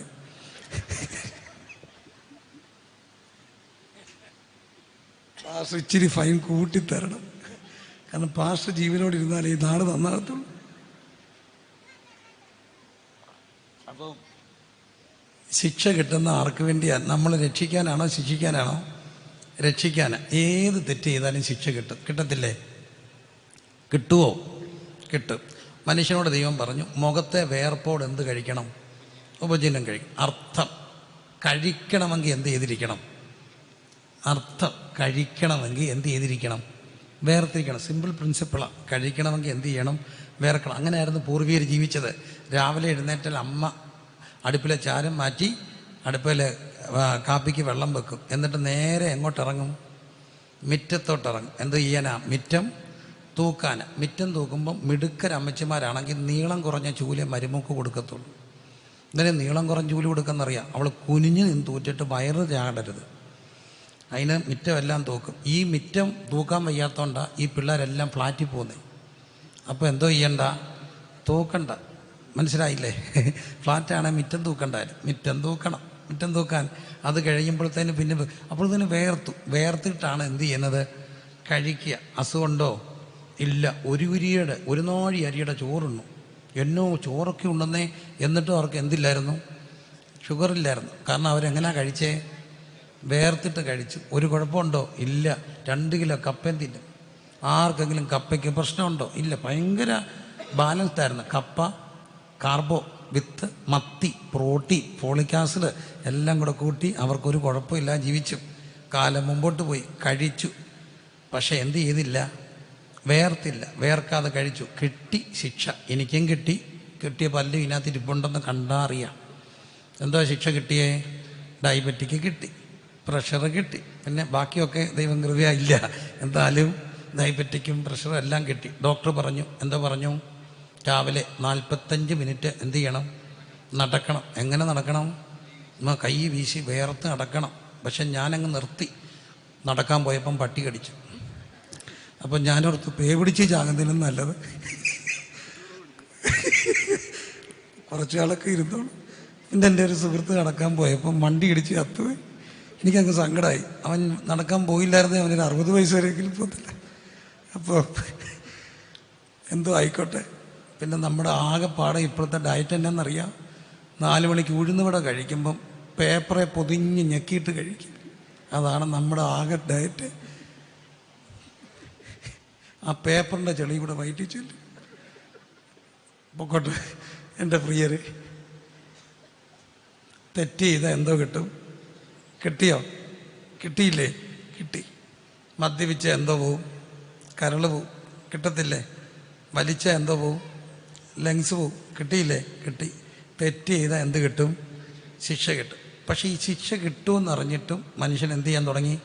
തെറ്റ് ചെയ്യാൻ. അപ്പോൾ ശിക്ഷ നിയമം വെച്ചു. നിയമം 10 കൽപ്പനകൾ, അതിൻ്റെ ഉപകൽപ്പനകൾ. ഇനി ഇതൊന്നും അറിയത്തെങ്കിലും മനസാക്ഷിക്കകത്തൊരു നിയമം ഇരിപ്പുണ്ട്. ഉണ്ടോ? മനസാക്ഷി ഉണ്ടോ? ഉണ്ട്. ഞാൻ നിങ്ങളോട് ചോദിച്ചോട്ടെ, നമ്മുടെ സമൂഹത്തിൻ്റെ വലിയൊരു പ്രത്യേകതയാണ് ലഹരി അനുവദിക്കത്തില്ല. അറിഞ്ഞുകൊണ്ട് തിരുമേശ എടുക്കരുന്ന് കർശനമായിട്ട് വിലക്കും. പണ്ടൊക്കെ പരസ്യമായിട്ട് വിലക്കായിരുന്നു. ഇപ്പം നമ്മൾ ചെവിയിലെങ്കിലും പറയും. അറിഞ്ഞുകൊണ്ട് അടി കിട്ടുമെന്ന് പറയും. സത്യവുമാണ്. എന്താ ലഹരിക്കെതിരെ നമ്മൾ ഇത്ര കർശന നിയമം എടുക്കുന്നത്? നിങ്ങളുടെ ശരീരം ദൈവത്തിൻ്റെ എന്താ മന്ദിരമാണ്. ദൈവത്തിൻ്റെ മന്ദിരത്തെ എന്ത് ചെയ്യരുത്? നശിപ്പിക്കരുത്. എന്നാൽ ഈ സിഗരറ്റ് വലിയൊക്കെ ചെയിൻ സ്മോക്കേഴ്സ് ആയിരുന്ന ആൾക്കാർ, പൊന്നുമുത്ത മോനെ അക്കരെ മിണ്ടാതിരുന്ന മുട്ടായി തരും പാസ്റ്ററെ, പാസ്റ്ററെങ്കിലും മിണ്ടായിരുന്നാൽ പോരാ നേരത്ത് മുട്ടായി തരാമെന്ന് പറഞ്ഞേ ഉണ്ടല്ലേ. അപ്പോൾ അങ്കിളിനോട് മേടിച്ചോണം മിണ്ടായിരുന്നിട്ട്. അപ്പോൾ എൻ്റെ പൊന്നും പ്രിയരെ, ഇവർ ചെല്ലോടൊക്കെ ചോദിക്കും ബീഡി വരെ നിർത്തിയോ? നിർത്തി അച്ഛാ. സത്യമാണോ? നിർത്തി അച്ഛാ. 4 പാക്കറ്റ് ഒക്കെ ആയിരുന്നു, ഇപ്പം നിർത്തി. പിന്നെയും ചോദിച്ചു സത്യം പറ. സത്യം പറഞ്ഞാൽ ചോദിക്കും ഇപ്പം അങ്ങനെയൊന്നും ഇല്ല. പിന്നെ രാവിലെ ടോയ്ലറ്റിൽ പോകുമ്പം മാത്രം ഒരു 1-2 പോകാം, അത് മാത്രമുള്ള പാസ്റ്റർ, അത് മൊത്തം വലിക്കത്തില്ല. പിന്നെ ഇവിടെ എന്തിനാ പോകുമ്പോൾ ഇച്ചിരി വലിക്കുന്നേ? അതൊരു പ്രശ്നമാണ്. ആദ്യം വലിച്ചപ്പോൾ എവിടെ നിന്നാ വലിച്ചേ? ടോയ്ലറ്റിൽ പോയിരുന്ന. ആര് കാണാതിരിക്കാനാ? അമ്മ കാണാതിരിക്കാനാ. അമ്മ കണ്ടാൽ മോശമാണെന്ന് പറഞ്ഞ ആരാ? ആരാ ആരാ ആരാ? മനസാക്ഷി. അപ്പം മനസ്സിനകത്ത് തന്നെ എന്തുണ്ട്? ഒരു നിയമമുണ്ട്, ഉണ്ടല്ലോ. അപ്പം പിന്നെ മനസാക്ഷി നിർജീവപ്പെടും. അപ്പം മനസാക്ഷി ഞാൻ പറയണേ, നിയമം ലംഘിച്ചാൽ എന്ത് കിട്ടും? ശിക്ഷ കിട്ടും. അപ്പോൾ അങ്ങനെ ദൈവത്തിൻ്റെ ശിക്ഷ. പക്ഷേ ഈ ദൈവശിക്ഷയ്ക്ക് ഒരു പ്രശ്നമുണ്ട് മക്കളെ. ലോകശിക്ഷയിൽ ഒരാളെ കോടതി അങ്ങ് വിധിച്ചു എന്ന് വെക്കുക, അവന് 40 കൊല്ലം കഠിന തടവ കെട്ടക്കട്ടെ അനുഭവിക്കട്ടെ. അത്ര കിരാതമായ മനുഷ്യ മനസാക്ഷിയെ ഒലച്ച കൊലപാതക കെട്ടക്കട്ടെ. പക്ഷേ ഇഷ്ടൻ 10 വർഷം കഴിഞ്ഞപ്പോൾ അങ്ങ് ചത്തുപോയി. അടുത്ത 30 വർഷം കൂടെ മൊബൈൽ മോർച്ചറിയിൽ പൂജപ്പുര വെക്കുവോ? ഇല്ല, ചത്തു. എന്തോ തീർന്നു? ശിക്ഷ തീർന്നു. എന്നാൽ എൻ്റെ പൊന്നു മക്കളെ, നാട്ടുകാരെ, വീട്ടുകാരെ, കൂട്ടക്കാരെ എല്ലാവരും അറിഞ്ഞു ഈ ദൈവകോടതിക്കൊരു പ്രശ്നമുണ്ട്. ചത്താലും പൊക്കിയെടുക്കും, എന്നിട്ട് കൊണ്ട പച്ച കഥക്കനെ നിർത്തും. മരിച്ച ഒരു ആപാലവൃദ്ധം എവിടെ നിൽക്കുന്ന കണ്ടു? സിംഹാസനത്തിൻ്റെ. അപ്പം ചത്തുപോയാലും തീരത്തില്ല, പൊക്കിയെടുത്ത് കൊണ്ട് നിർത്തും. ഒരിക്കൽ മരിക്കുകയും പിന്നെ മരിച്ചവർ ആപാലവൃദ്ധം എവിടെ നിൽക്കുന്ന കണ്ടു? വെളിപ്പാട് ദിവസം പറയും സിംഹാസനത്തിന് മുമ്പിൽ നിൽക്കുന്ന കണ്ടു. അപ്പോൾ അവനവന് അവിശ്വാസികൾ, ഭീരുക്കൾ, അവിശ്വാസികൾ എന്ന് പറഞ്ഞൊരു ലിസ്റ്റ് പറയുക. അപ്പോൾ അവർക്കുള്ള ഓഹരി തീയും ഗന്ധവും കത്തുന്ന പൊയ്കെ അത്രേ. ഇത് 2ാമത്തെ മരണം. അപ്പം കേട്ടോ, ശിക്ഷ. നിയമം ലംഘിച്ച എന്ത് കിട്ടും? ശിക്ഷ. അതെന്താ? ന്യായപ്രമാണം കൊടുത്തത് ശിക്ഷിക്കാനല്ല, രക്ഷിക്കാനാ. പക്ഷേ രക്ഷാകാരണമായി നിയമം മനുഷ്യനെന്തായി? ശിക്ഷാകാരണമായി. എന്തിനാ? നന്മ ചെയ്യണമെന്ന് ആഗ്രഹമുണ്ടെങ്കിലും അതിന് സമ്മതിക്കാത്തൊരു തിന്മയുടെ പ്രമാണം ഇവിടെ ഇരിക്കുക, അവയവത്തിലിരിക്കുക. മനസ്സിലാവുന്നുണ്ടോ? പിള്ളേരെല്ലാം നല്ല മക്കളാ. മക്കളെ പഠിക്കണമെന്ന് ഇഷ്ടമില്ലാത്ത ഒറ്റ മക്കളുണ്ടോ? പഠിക്കാൻ ഇഷ്ടമാണോ? പഠിക്കണ്ടേ? പഠിക്കണം. അവരതുകൊണ്ട് തീരുമാനിച്ച് ഈ വർഷം പഠിക്കും. അതുപോലെ വിശ്വാസികളും എല്ലാ 31-നും തീരുമാനിക്കും അടുത്ത വർഷം കർത്താവിന് വേണ്ടി ജീവിക്കും. എന്നോട് എൻ്റെ ഒരു സുഹൃത്ത് പറഞ്ഞു, അളിയാ ഞാനൊരു പുതിയ തീരുമാനം എടുത്തു. എന്ത്? കഠിനമായ തീരുമാനമാണ്. കഠിനമായി ഈ വർഷത്തെ തീരുമാനം. എന്താടാ അളിയ? എൻ്റെ അളിയ ഒരു തീരുമാനം എടുക്കുന്നില്ലെന്നങ്ങ് തീരുമാനിച്ചു. കാരണം കുറേ നാളായിട്ട് തീരുമാനിക്കുന്നതല്ലാതെ ഒരു കാര്യം നടക്കുന്നില്ല. അതാണ് കുഴപ്പം. നന്മ ചെയ്യണമെന്ന് ആഗ്രഹമുണ്ടെങ്കിലും സമ്മതിക്കാതെ. പഠിക്കണമെന്ന് ആഗ്രഹമുണ്ട് പിള്ളേർക്ക്. അതിന് പല പിള്ളേരും നേരത്തെ കിടക്കും. പണ്ട് 10ാം ക്ലാസ്സിൽ കയറുമ്പോൾ അപ്പ കൊടുക്കുന്ന ഒരു സമ്മാനമുണ്ട് പിള്ളേർക്ക്. എന്താ മേടിച്ചു കൊടുക്കും? ഇപ്പോഴാണ് മൊബൈലിൽ അലാറം, മറ്റേ എന്തോ ക്ലോക്ക്, ടൈം പീസ് കണ്ടിട്ടുള്ളവരൊന്ന് കൈ പൊക്കിക്കേ. വെക്കും. എത്ര മണിക്കാ? 4 മണിക്ക്. എന്നിട്ട് എന്തോ ചെയ്യും? നടിക്കും. എന്നിട്ട് നമ്മളെന്തോ ചെയ്യും? എത്തിക്കുത്തി എന്തോ ചെയ്യും? ഓഫ് ചെയ്യും. എന്നിട്ട് വീണ്ടും എന്ത് ചെയ്യും? ഉറങ്ങും. ഇത് തന്നെയാണ് അലാറം അടിക്കും, അലാറം ഓഫ് ചെയ്യും, ഉറങ്ങും. എന്നിട്ട് പരീക്ഷ വരുമ്പം തലേദിവസം ഉണർന്നിരിക്കും. പരീക്ഷ ഹാളിലെല്ലാം മറന്നുപോകും. കണ്ടോ? എന്താ? നന്മ ചെയ്യണമെന്ന് ആഗ്രഹമുണ്ട്. എപ്പോഴും ഓർത്തോണം, ഏത് കല്യാണത്തിന് പോയാലും ഐസ്ക്രീം 2ാമത് മേടിക്കുന്നവൻ അവൻ്റെ ഷുഗർ 500 അവരാണ് ഈ പിന്നെയും എന്നാൽ വീട്ടിൽ കൊടുക്കത്തില്ല.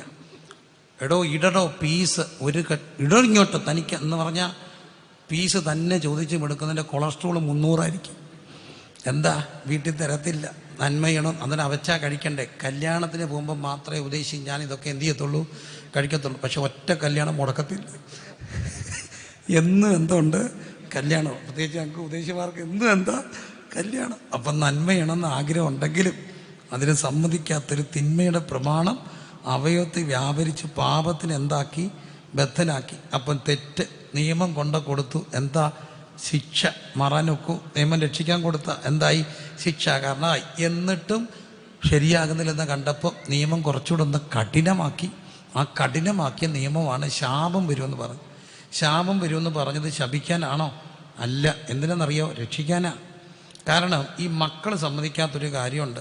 അപ്പനും അമ്മയും ജീവിക്കുന്ന ആർക്ക് വേണ്ടിയാ? അപ്പനും അമ്മയും ജീവിക്കുന്ന ആർക്ക് വേണ്ടിയാ?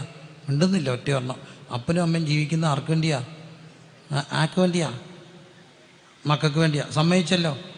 അത് ബോധമുള്ള ഒന്നും 18 ഇറങ്ങിപ്പോത്തില്ല. പോമോ? ഇല്ല. 18 ആകുമ്പോൾ പോലീസ് സ്റ്റേഷനിൽ ചെന്ന് ഇരിക്കുമ്പോൾ ഇതിന് കണ്ട പാവം പോലും ഇല്ലെന്നേ. ഞാൻ എത്ര ഇടത്താണ് പോകുന്നത്, കണ്ട പാവം പോലും ഇല്ല. ഇതാരാ? അതിൻ്റെ ഒരു നിപ്പ് കാണണം. അയ്യോ, തൊടാനൊക്കുമോ? 18 കഴിഞ്ഞില്ലേ? സത്യത്തെ അതിനെ അങ്ങ് അടിച്ച് കൊല്ലാൻ തോന്നും.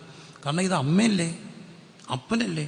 ഞാൻ എനിക്ക് പോകണ്ട, എനിക്ക് ഇവരുടെ പോകേ വേണ്ട എന്ന് പറഞ്ഞ് പോകുന്നതൊക്കെ ഓർത്തോണേ. ഈ അപ്പനും അമ്മയും ജീവിച്ച ആർക്ക് വേണ്ടിയാ? മക്കൾക്ക് വേണ്ടിയാ. ഞാൻ എല്ലാ മക്കളോടും പറയും, അവർ ജീവകാലത്ത് കഷ്ടപ്പെട്ടതിൻ്റെ എല്ലാം സങ്കടം മാറുന്ന ഒറ്റ ദിവസമാണ് 10 പേരെ പിടിച്ച് നിൻ്റെയൊക്കെ കല്യാണം നടത്തുമ്പോൾ. അന്നേരം ഞങ്ങളുടെ ഉപദേശി പറയും, ഇപ്പോൾ സ്വന്തമായിട്ടോ ഉത്തരവാദിത്തപ്പെട്ടവരോ അവരെ സ്റ്റേജിലേക്ക് ആനയിക്കാവുന്നതാണ്. അന്നേരമാണ് ഗമയിൽ 2 പേര് കയറി വരും. ആരാ? അപ്പനും അമ്മയും. അവർക്ക് ജീവിതത്തിൽ കിട്ടുന്ന വലിയൊരു സംഭവം അല്ലേ. അപ്പം നോക്കണേ എൻ്റെ പ്രിയരെ, അത് കളയരുത് കേട്ടോ. അപ്പം നോക്കണം, അപ്പനും അമ്മയും ജീവിക്കുന്ന ആർക്ക് വേണ്ടിയാ? മക്കൾക്ക് വേണ്ടിയാ. മക്കൾക്ക് ദോഷം വരുന്ന എന്തെങ്കിലും ചെയ്യോ? ഇല്ല. അപ്പം ശാപം വരുന്നത് നമുക്ക് മാത്രമല്ല. എത്ര പേർക്ക് വരാം? 4 തലമുറ വരെ വരാം. അതിന് കാരണമുണ്ട്. ഒന്ന് മക്കൾ. ഇനി മക്കളെക്കാട്ടി ഇഷ്ടം ആരെയാ? മക്കളെക്കാട്ടി ഇഷ്ടം ആരെയാ?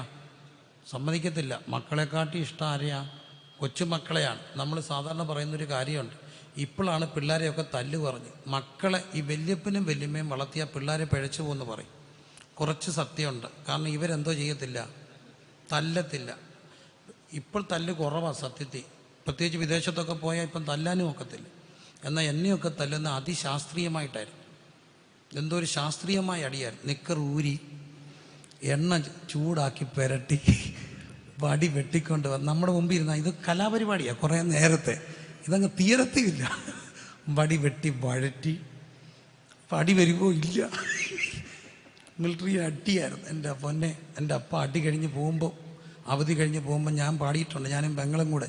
സന്തോഷം വന്നല്ലോ, സന്താപം തീർന്നല്ലോ, സന്തോഷം എന്നി വന്നല്ലോ. അത്ര അടിയായിരുന്നു. പക്ഷെ എനിക്ക് മക്കളുണ്ടായപ്പോൾ അടിക്കാൻ സമ്മതിക്കത്തില്ല. ഞാനൊരു വട്ടം കൊച്ചിനെ അടിക്കാൻ പിടിച്ചപ്പോൾ അപ്പ പറഞ്ഞ് അടിക്കരുത്. ഞാൻ അതെന്നെ അടിക്കരുതേ. അതെ, എൻ്റെ ഇവിടെ ഏതാണ്ട്. അപ്പം ഞാൻ ചോദിച്ചു, അപ്പം നമ്മളെ അടിച്ചപ്പോൾ ഒരു ഏതാണ്ട് ഇല്ലായിരുന്നില്ലേ? എടാ അങ്ങനെ പറയില്ലടാ, ഇവിടെ ഏതാണ്ട്.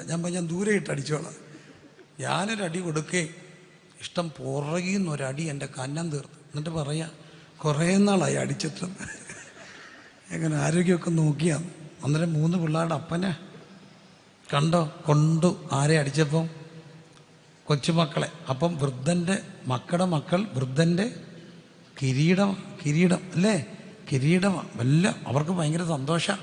അപ്പോൾ ഈ മക്കൾക്കോ മക്കളുടെ മക്കൾക്കോ ഒക്കെ ദോഷം വരുന്നോ ചെയ്യുമോ? ഇല്ല. അതിനാണ് ശാപം വരുമെന്ന് പറഞ്ഞത്. ശപിക്കാനല്ല. മക്കളെയും മക്കളുടെ മക്കളെയും ഒക്കെ ഓർത്ത് മര്യാദയ്ക്ക് എന്ത് ചെയ്യണം? ജീവിക്കണം. പക്ഷെ അകത്ത് എന്തോ ഇരിക്കുക? പാപം. ഈ പാപം എന്തോ ചെയ്യിപ്പിച്ചു? പാപം അരുതാത്തത് ചെയ്യിപ്പിച്ചു. എന്തോ വന്നു? ശിക്ഷയുടെ കൂടെ എന്തുകൂടെ വന്നു? ശാപം കൂടെ വന്നു. ശാപം ഉണ്ടോ എന്നൊക്കെ ചോദിച്ചാൽ ശാപമുണ്ട്. എൻ്റെ ഒരു പ്രിയപ്പെട്ട സുഹൃത്തുണ്ട്. അദ്ദേഹം ഒരു അച്ഛൻ്റെ മകനാ, പള്ളിയിലച്ഛൻ്റെ മോനാ. അപ്പോൾ അദ്ദേഹം പറയുന്നൊരു കാര്യമുണ്ട്. അച്ഛൻ പറഞ്ഞൊരു സംഭവമാണ്. ഒരു പള്ളിയിൽ അച്ഛൻ്റെയൊക്കെ ആ ഇടവകയുടെ അവിടെ നടന്ന ഒരു പഴയ കാലത്ത് നടന്നൊരു കാര്യമാണ്. പ്രായമുള്ളൊരു വൈദികനാണ്.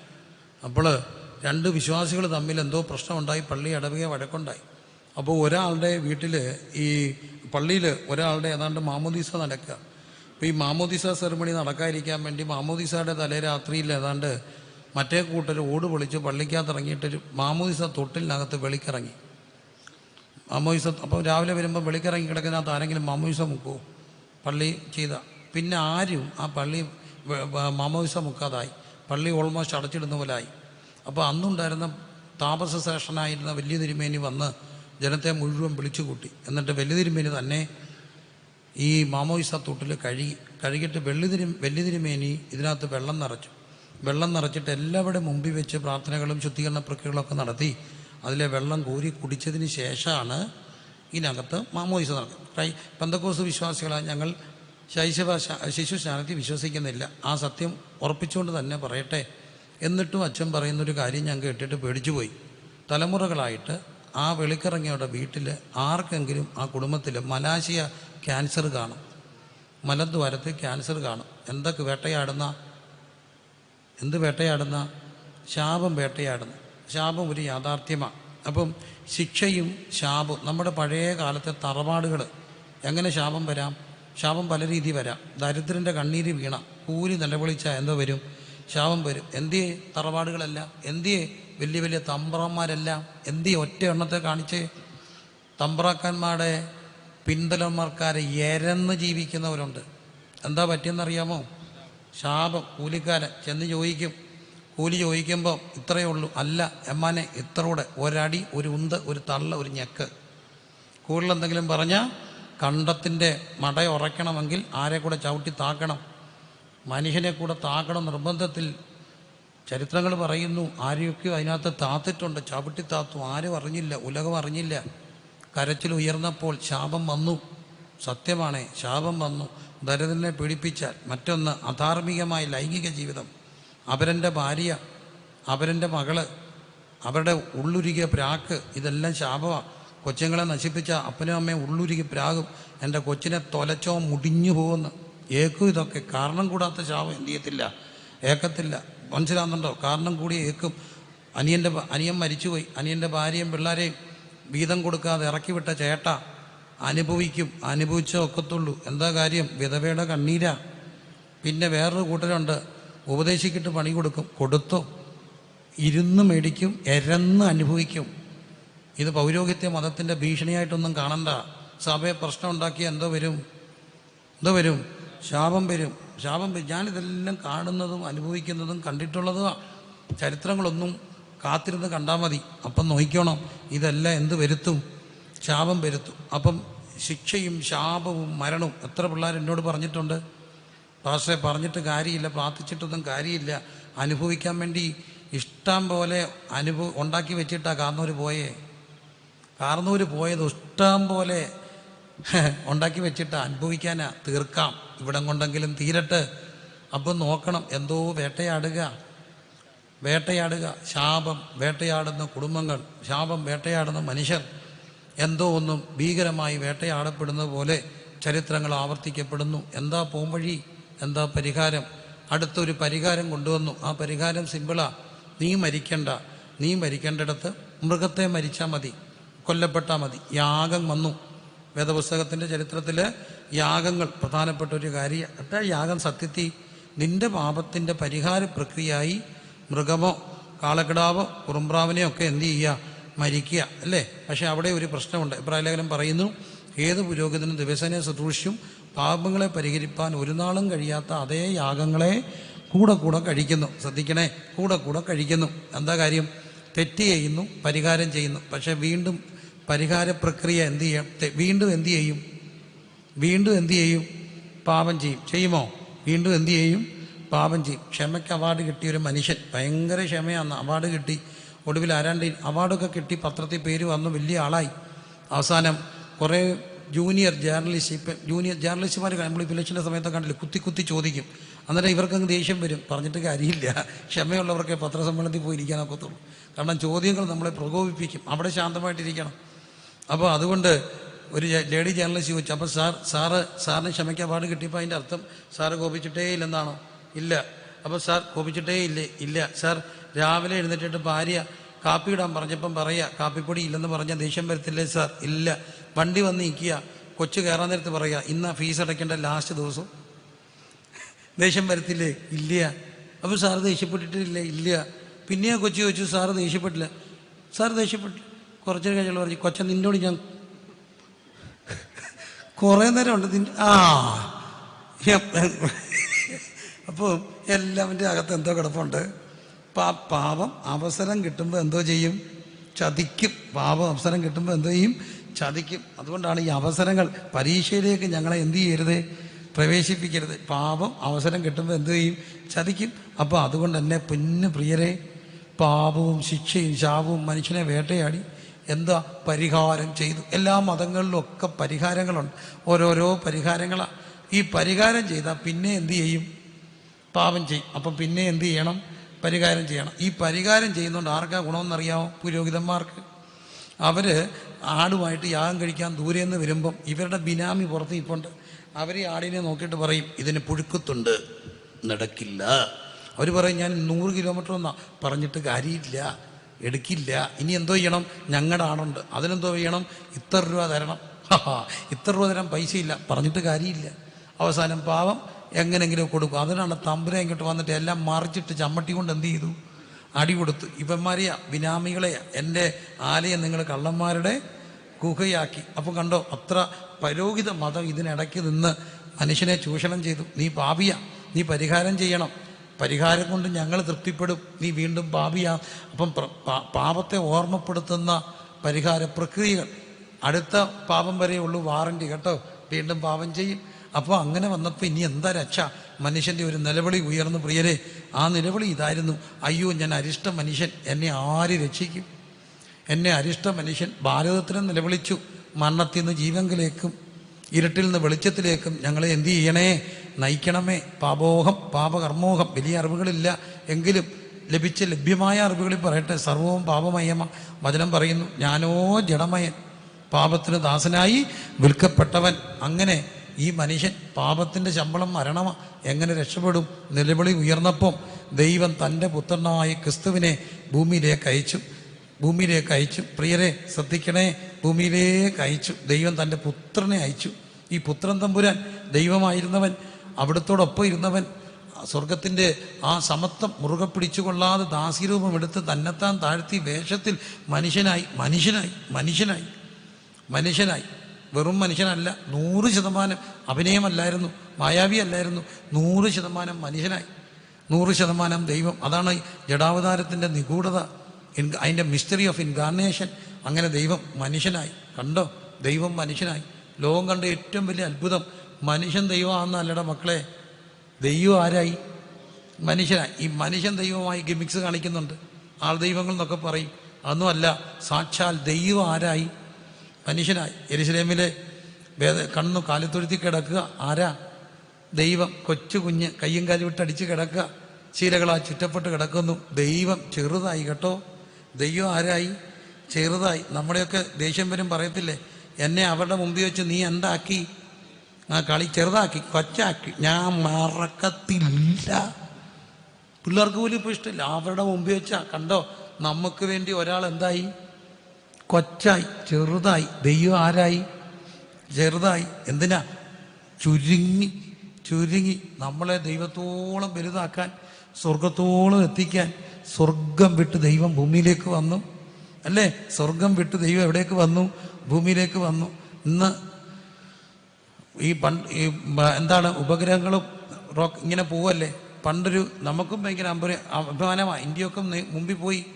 മംഗളയാൻ എവിടം വരെ പോയി? ചൊവ്വായി പോയി, അല്ലേ? ചൊവ്വായിലല്ലേ മംഗളയാൻ പോയേ. അപ്പോൾ അങ്ങനെ അതൊക്കെ പിന്നെ അങ്ങ് മാറുക. നമ്മൾ വിട്ട ഉപഗ്രഹങ്ങളൊക്കെ പോവുക. പണ്ട് നമ്മളെ കളിയാക്കായിരുന്നു. ഇപ്പോഴതൊക്കെ ഇല്ല. ഇപ്പോൾ എല്ലാം ഈ സോഷ്യൽ മീഡിയ അല്ലേ, മിമിക്സ് ഒക്കെ നടത്തും. അമ്പലപ്പറമ്പിലും പൂരപ്പറമ്പിലും ഉത്സവങ്ങളെല്ലാം മിമിക്സാണ്. 3-4 പേര് അങ്ങനെ ഈ കലാഭവനൊക്കെ കണ്ടിട്ടില്ല, ജുബായൊക്കെ ഇട്ടിങ്ങനെ നിൽക്കും. അവിടെ ഒരു മെയിൻ മിമിക്സിൻ്റെ ഒരൈറ്റമായിരുന്നു. ഒന്ന് ഉദ്ദേശിമാരെ കളിയാക്കും, മറ്റൊന്ന് അന്നത്തെ സൈനിക ശക്തികൾ ആരൊക്കെയാണ്? America, Russia, Japan. ഇപ്പോൾ ഇവർ പറയും അമേരിക്ക റോക്കറ്റ് വിട്ടു, പോയി. റഷ്യ റോക്കറ്റ് വിട്ടു, പോയി. ജപ്പാൻ റോക്കറ്റ് വിട്ടു, അടുത്ത ആൾ പറയും പോയി. ഇന്ത്യ റോക്കറ്റ് വിട്ടു, താഴോട്ട് വിട്ടു. അങ്ങനെ പണ്ട് റോക്കറ്റ് തിരിച്ചു വരുമെന്നും പറഞ്ഞുകൊണ്ട് എന്തോ ബഹളമായിരുന്നു. പിള്ളേർക്ക് അറിയത്തില്ല. സ്കൈലാബ് ഓർമ്മയുണ്ടോ? ഇത് താഴോട്ട് വരും. പക്ഷേ ഇപ്പോൾ അങ്ങനല്ല. നമ്മൾ വിട്ടതെല്ലാം ഇവിടെ പോയി, മേളിൽ പോയി. അപ്പം മനുഷ്യൻ ചന്ദ്രനിൽ പോയതോ ഉപഗ്രഹം ചൊവ്വായി പോയതോ ഒന്നുമല്ല അത്ഭുതം. ഈ പ്രപഞ്ചം എത്ര നിഗൂഢമാണ്! ഈ പ്രപഞ്ചം ഭയങ്കര നിഗൂഢമാണ്. അടുത്തിടയ്ക്ക് നാസയുടെയൊക്കെ ചിത്രങ്ങളൊക്കെ ഇല്ലായിരുന്നു. നിഗൂഢമായ പ്രപഞ്ചത്തിൻ്റെ അനന്തമായ വലിപ്പങ്ങൾ ഇന്നും മനുഷ്യന് മനസ്സിലായിട്ടില്ല. ആ പ്രപഞ്ചം മുഴുവൻ സൃഷ്ടിച്ച തമ്പുരാൻ മനുഷ്യനെ തേടി ആരായിട്ട് വന്നു? മനുഷ്യനായി. കണ്ടോ, ദൈവം മനുഷ്യനെ തേടിപ്പോയതല്ല, ദൈവം ആരെ തേടി വന്നു? മനുഷ്യനെ തേടി വന്നു.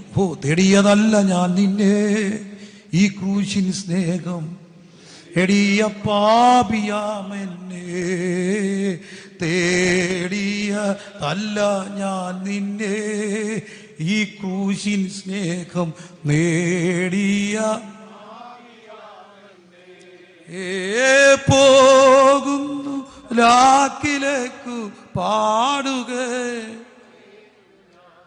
പോകുന്നു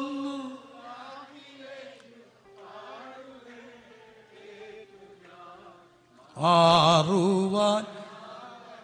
കണ്ടോ, ഈ ക്രൂശ് ദൈവം മനുഷ്യനെ തേടി വന്നു. മനുഷ്യൻ ദൈവത്തെ തേടി പോകുന്നുണ്ട്. ഈശ്വരനെ തേടി ഞാൻ അലഞ്ഞു, കടലുകൾ കടന്ന് ഞാൻ തിരഞ്ഞു, അവിടെയും ഇല്ല ഇവിടെയും ഇല്ല ഈശ്വരൻ. എന്നാൽ എൻ്റെ പ്രിയരെ അറിയണം, ഈശ്വരൻ ദൈവം മനുഷ്യനെ തേടി വന്നു. മനുഷ്യനെ തേടി വന്ന ദൈവം മനുഷ്യനായി അവതരിച്ചു. കന്യക ഗർഭിണിയായി ഒരു മകനെ പ്രസവിക്കും. അവൻ തൻ്റെ ജനത്തെ അവരുടെ പാപങ്ങൾ രക്ഷിപ്പായിരിക്കൊണ്ട് അവന് യേശു എന്ന് പേര്. അവൻ ഇമ്മാനുവേൽ, ദൈവം നമ്മോട് കൂടെ മനുഷ്യരുടെ ഇടയിൽ വസിച്ചു. ഉത്സാര ഭയത്താ മുമ്പോട്ട് പോകട്ടെ. 30 വയസ്സ് വരെ മാതാപിതാക്കൾക്ക് എന്ത് ചെയ്തു? കീഴ്പ്പെട്ട് ജീവിച്ചു. 12ാമത്തെ വയസ്സിൽ ദേവാലയത്തിൽ വരുന്നുണ്ട്. പിന്നെ 30 കാണുക, ചരിത്രം പറയുന്നു, വിശ്വസിക്കപ്പെടുന്നു. ഇടക്കാലങ്ങളിൽ എവിടാ? അച്ഛൻ്റെ പണിയാ, അധ്വാനിക്കുക. എനിക്ക് ഭയങ്കര ബഹുമാനമാണ് കർത്താവിനെ. ഇന്നത്തെ പിള്ളേർക്ക് പല കാര്യങ്ങൾക്ക് ഉത്തരവാദിത്തം ഇല്ല. 10, 17, 18 വയസ്സായ പിള്ളേരൊക്കെ എങ്ങനെയെങ്കിലുമൊക്കെ ഇച്ചിരി പൈസ ഉണ്ടാക്കും, ചെറിയ കൊടുക്കും. അതിനകത്തൊക്കെ ചെറിയ കാര്യങ്ങൾ ചെയ്യും. കാശുള്ള വീട്ടിലെ പിള്ളേർ വരെ കാറ്ററിങ്ങിനൊക്കെ പോകും. 10, 500, 600 രൂപ കിട്ടും. ഞാൻ പല കൊച്ചുങ്ങളും ചോദിച്ചിട്ടുണ്ട്, എന്തോ ചെയ്യും? എന്തോ ചെയ്യാനാ? റീചാർജ്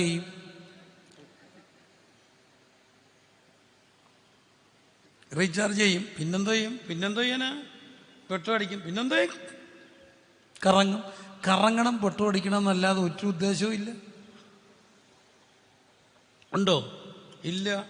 അതിനത്ര കാര്യമുള്ളൂ. എങ്ങനെയെങ്കിലും കറങ്ങുക, വൈകിട്ടൊരു കുഴിമന്തി അടിക്കുക. ഈ പിള്ളേരെല്ലാം കൂടെ കുഴിമന്തി അടിച്ചടിച്ച് അവരുടെ കുഴിമാന്തുക എന്നുള്ളത് സത്യം മനസ്സിലാക്കണേ പ്രിയരെ. മാസത്തിൽ ഒരിക്കൽ കൂടുതൽ കഴിക്കരുത് കുഞ്ഞുങ്ങളെ. നിങ്ങളുടെ എട്ടപാട് തെറ്റിപ്പോൾ. ഞാൻ 2 ദിവസം അടുപ്പിച്ച് ഈ സാധനം പോയ വഴിക്ക് കഴിക്കേണ്ട വന്നു. എൻ്റെ പൊന്നെ, ഞാൻ 2 ദിവസമായിട്ട് ഹോസ്പിറ്റലിൽ നിന്ന് ഇങ്ങോട്ട് വരുന്നത്. എൻ്റെ പൊന്നിനോട് പറയുക, വീട്ടിൽ വെക്കുന്ന വല്ലതൊക്കെ കഴിച്ചോണേ. ഇതെല്ലാം അഴുക്കുക. വല്ലപ്പോഴും വെല്ലം കഴിക്കാമെന്നല്ലാതെ ഇതൊന്നും സ്ഥിരം കഴിക്കാൻ കൊള്ളില്ല. നോക്കണം, വീട്ടിൽ വെക്കുന്ന കഴിക്കണം, അമ്മ തരുന്ന കഴിക്കണം. പോട്ടെ, എൻ്റെ വിഷയം അതല്ല. അപ്പോൾ ലക്ഷ്യബോധം ഉണ്ടോ? ഇല്ല. പക്ഷേ ഈ ഗുരു എന്തോ ചെയ്യാനെന്നറിയാമോ? തച്ചനായിരുന്നു, മരപ്പണിക്കാരനാ, അധ്വാനിച്ചു.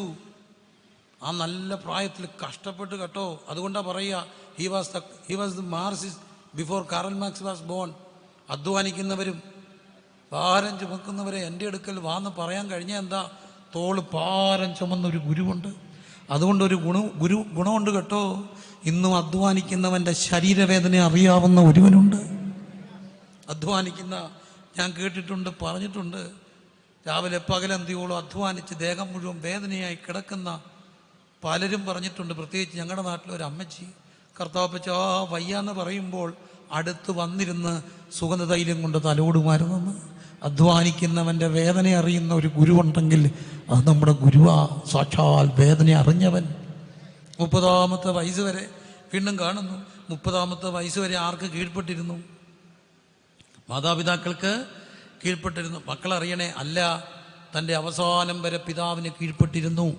മരണത്തിൻ്റെ തലേദിവസവും ആ തൊട്ടു മുമ്പും പറയുന്നു, എൻ്റെ എലോഹി എലോഹി ലമ്മ ശബക്താനി. ഒടുവിൽ പറഞ്ഞ പിതാവെ, എൻ്റെ ആത്മാവിനെ തൃക്കരങ്ങളിൽ ഏൽപ്പിക്കുന്നു. 30 വയസ്സ് വരെ മാതാപിതാക്കൾ കീഴ്പ്പെട്ട് ജീവിച്ച യേശു 30ാമത്തെ വയസ്സിൽ പരിശുശ്രൂഷ ആരംഭിച്ചു. നന്മ മാത്രം ചെയ്തു മക്കളെ, നന്മ മാത്രം ചെയ്തു.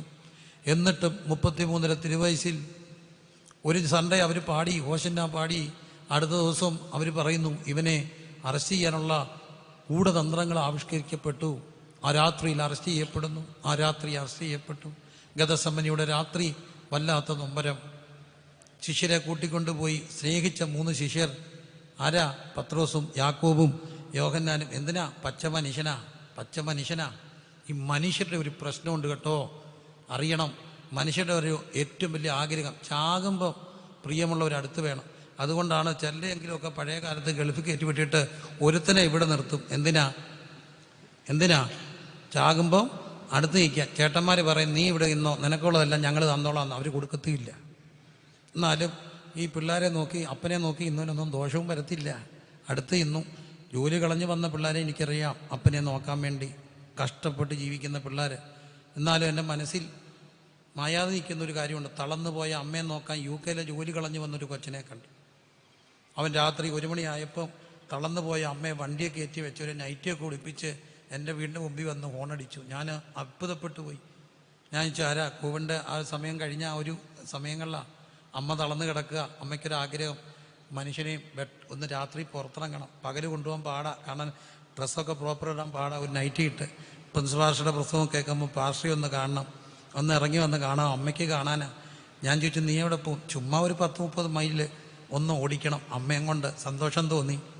ഒരു കുഞ്ഞ് അമ്മയും കൊണ്ട് നടക്കുന്നില്ലേ? അപ്പോൾ നോക്കണേ എൻ്റെ പൊന്നു പ്രിയരെ, മാതാപിതാക്കൾ കീഴ്പ്പെട്ട് ജീവിച്ച ക്രിസ്തു ഒരു തെറ്റും ചെയ്യാഞ്ഞിട്ടും ഈ മനുഷ്യരുടെ ആഗ്രഹം എന്താ? സ്നേഹിക്കുന്ന ഒരു കൂടെ വേണം. മരിക്കുമ്പോൾ പ്രാണവേദനയാ, മരണവേദനയാ. അവരോട് പറഞ്ഞു കൂടെ നിന്നിരിക്കാമോ? അവർ കിടന്ന് എന്ത് ചെയ്തു? ഉറങ്ങി. ഒറ്റയ്ക്കായി. പിതാവിൻ്റെ സാന്നിധ്യം ദൂതന്മാരെ അയച്ചു.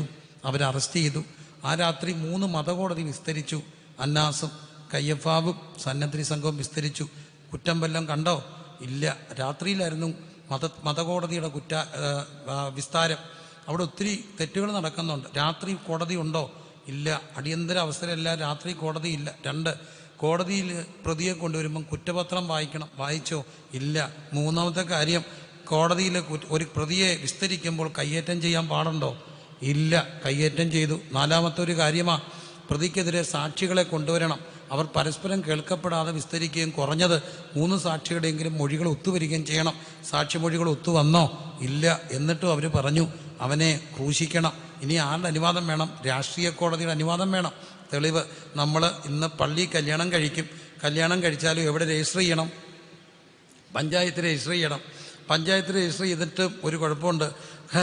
കത്തോലിക്കലൊക്കെ സഭാ കോടതിയുണ്ട്. അനൽമെൻറ്റ് ചില മാരേജിന് കൊടുത്താലും എവിടെ നിന്നുള്ള ഇത് വേണം?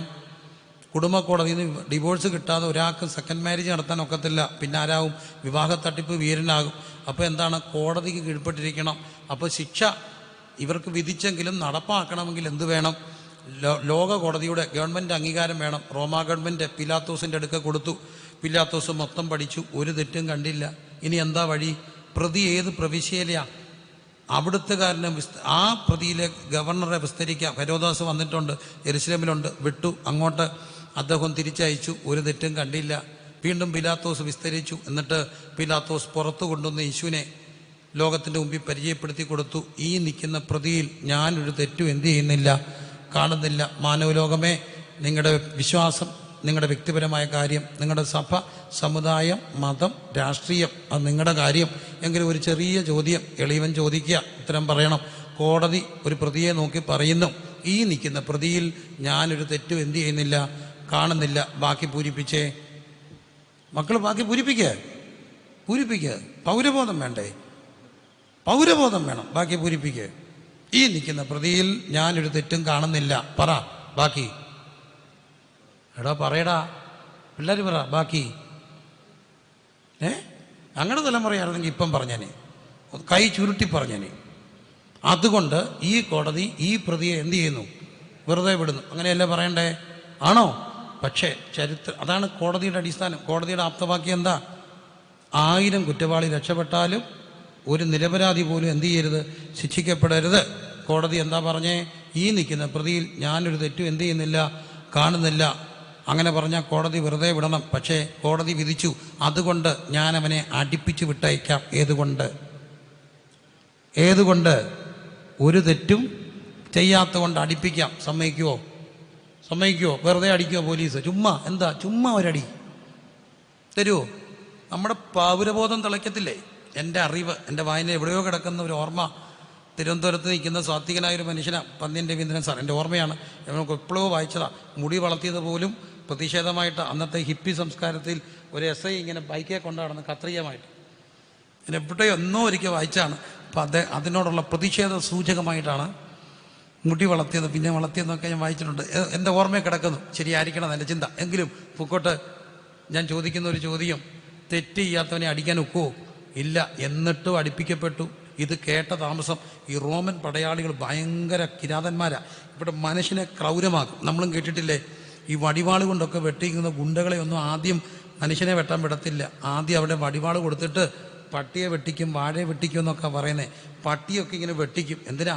ഇവന് ചോര കാണുമ്പോൾ എന്തോ ചെയ്യരുത്, അറയ്ക്കരുത്. അല്ല, അവൻ വെട്ടിയാൽ മയങ്ങി വീഴും.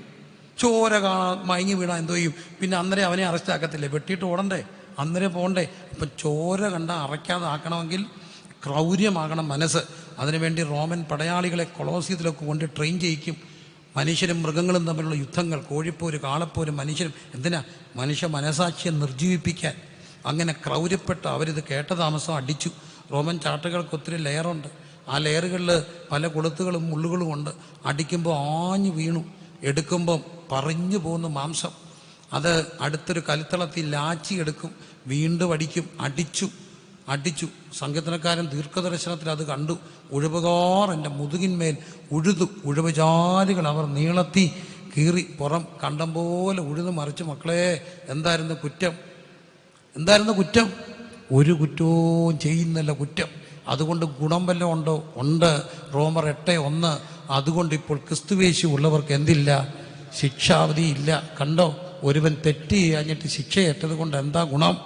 അവൻ്റെ അടുക്കൽ വന്നിട്ട്, യേശുവേ, അങ്ങെനിക്ക് വേണ്ടി ശിക്ഷ ഏറ്റു എന്ന് പറഞ്ഞാൽ, ഞാൻ തെറ്റുകാരനാ, ഞാൻ പാപിയാ, എന്നെ കഴുകണമെന്ന് പറഞ്ഞാൽ, അവൻ്റെ പുത്രനായ യേശുവിൻ്റെ രക്തം സകല പാപവും പോക്കി നമ്മെ എന്തു ചെയ്യും? ശുദ്ധീകരിക്കും. കണ്ടോ, സകല പാപവും പോക്കി ശുദ്ധീകരിക്കും. നിങ്ങളുടെ പാപം എത്ര കടുംചുവപ്പായിരുന്നാലും അതിനെ ഹിമം പോലെ വെളുപ്പിക്കുന്ന കുഞ്ഞാണ്ട പുണ്യാഹ രക്തം അട്ടിച്ച് തകർക്കപ്പെട്ടു. അത് കഴിഞ്ഞ് അവനെ അവിടത്തേക്ക് മുൾക്കിരീടം കൊടുത്ത് ധൂമ്രവസ്ത്രം ധരിപ്പിച്ച് ഒരു കഴയും പിടിപ്പിച്ച്. എന്തിനാ? രാജാവാ.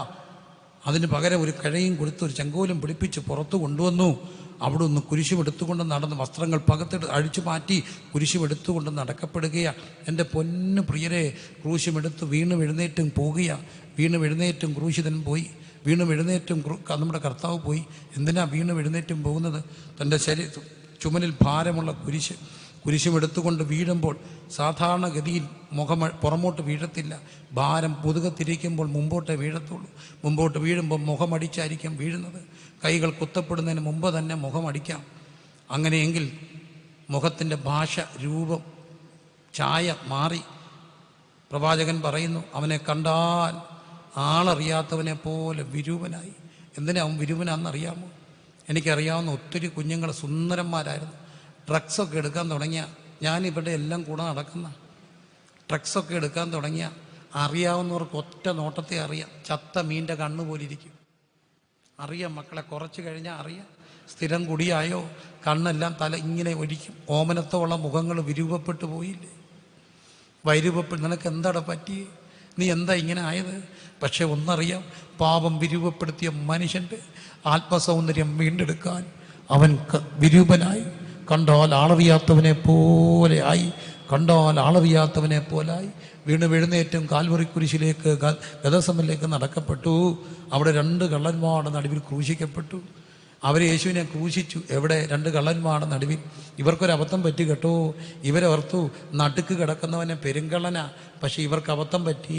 ഇവർക്കറിയില്ലായിരുന്നു അവൻ സകലത്തിൻ്റെയും നടുക്ക. അവിടുന്ന് 2 കള്ളന്മാരുടെ നടുക്ക്, ആകാശത്തിൻ്റെയും ഭൂമിക്കും നടുക്ക്, മനുഷ്യനും ദൈവത്തിനും നടുക്ക് ഏക മധ്യസ്ഥൻ ആകാശത്തിനും ഭൂമിക്കും കീഴെ മാനവരക്ഷയുടെ രക്ഷയ്ക്കായി ഒരുക്കപ്പെട്ട ഏകനാമം. അവിടുന്ന് നടുക്ക് കിടക്കുക. നോക്കൂ, നടുക്ക് കിടക്കുക. അവർ ക്രൂശിക്കപ്പെട്ടു. ഇവരെന്തിനാ ഈ ക്രൂശീകരണം ഇത്ര നിർബന്ധം പിടിച്ചത്? ക്രൂശെടുത്തുകൊണ്ട് പോകുമ്പോൾ കാണുന്നുണ്ട്, വയലിൽ നിന്ന് വരുന്ന കുറേനായ ശീമോനെ ക്രൂശെടുക്കാൻ എന്ത് ചെയ്തു? ക്രൂശെടുക്കാൻ നിർബന്ധിക്കാൻ കാര്യം എന്താ? യേശുവിനോടുള്ള സ്നേഹം കൊണ്ടല്ല. വീണ്ടും എഴുന്നേറ്റും പോയപ്പോൾ ഇവർക്കൊരു ചിന്ത തോന്നി, ഗദസമനെ ഗാഗുൽത്തായി ചെല്ലുന്നതിന് മുമ്പ് മരിച്ചു പോകും. ഗാഗുൽത്തായി വരെ ചെന്നില്ലെങ്കിൽ പിന്നെ എങ്ങനെ ക്രൂശിക്കും? നഗരത്തിനകത്ത് ക്രൂശിക്കാൻ ഒക്കത്തില്ല, വിശുദ്ധ സ്ഥലമാണ്. ഇത് ശാപമരണമാണ്. പുറത്ത് കൊണ്ടുപോകണം. അവിടം വരെ ചെല്ലണ്ടേ? ഇനി ആരെടുക്കും? റോമാക്കാരെടുക്കുമോ? യഹൂദന്മാരെടുക്കോ ശാസ്ത്രിമാരെടുക്കോ ആരുടെ കൊടുത്തു? വയലിൽ നിന്ന് വരുന്ന പാവത്തിൻ്റെ തലയെ വെച്ച് കൊടുത്തു കേട്ടോ. പാവത്തിൻ്റെ തലയിൽ പക്ഷെ ഗുണമുണ്ടായി. അലക്സാണ്ടറും രൂഫസും ക്രിസ്തുവിൽ പ്രസിദ്ധരായി. ക്രൂശ് ചുമന്ന ഭയങ്കര അനുഗ്രഹമാണ്.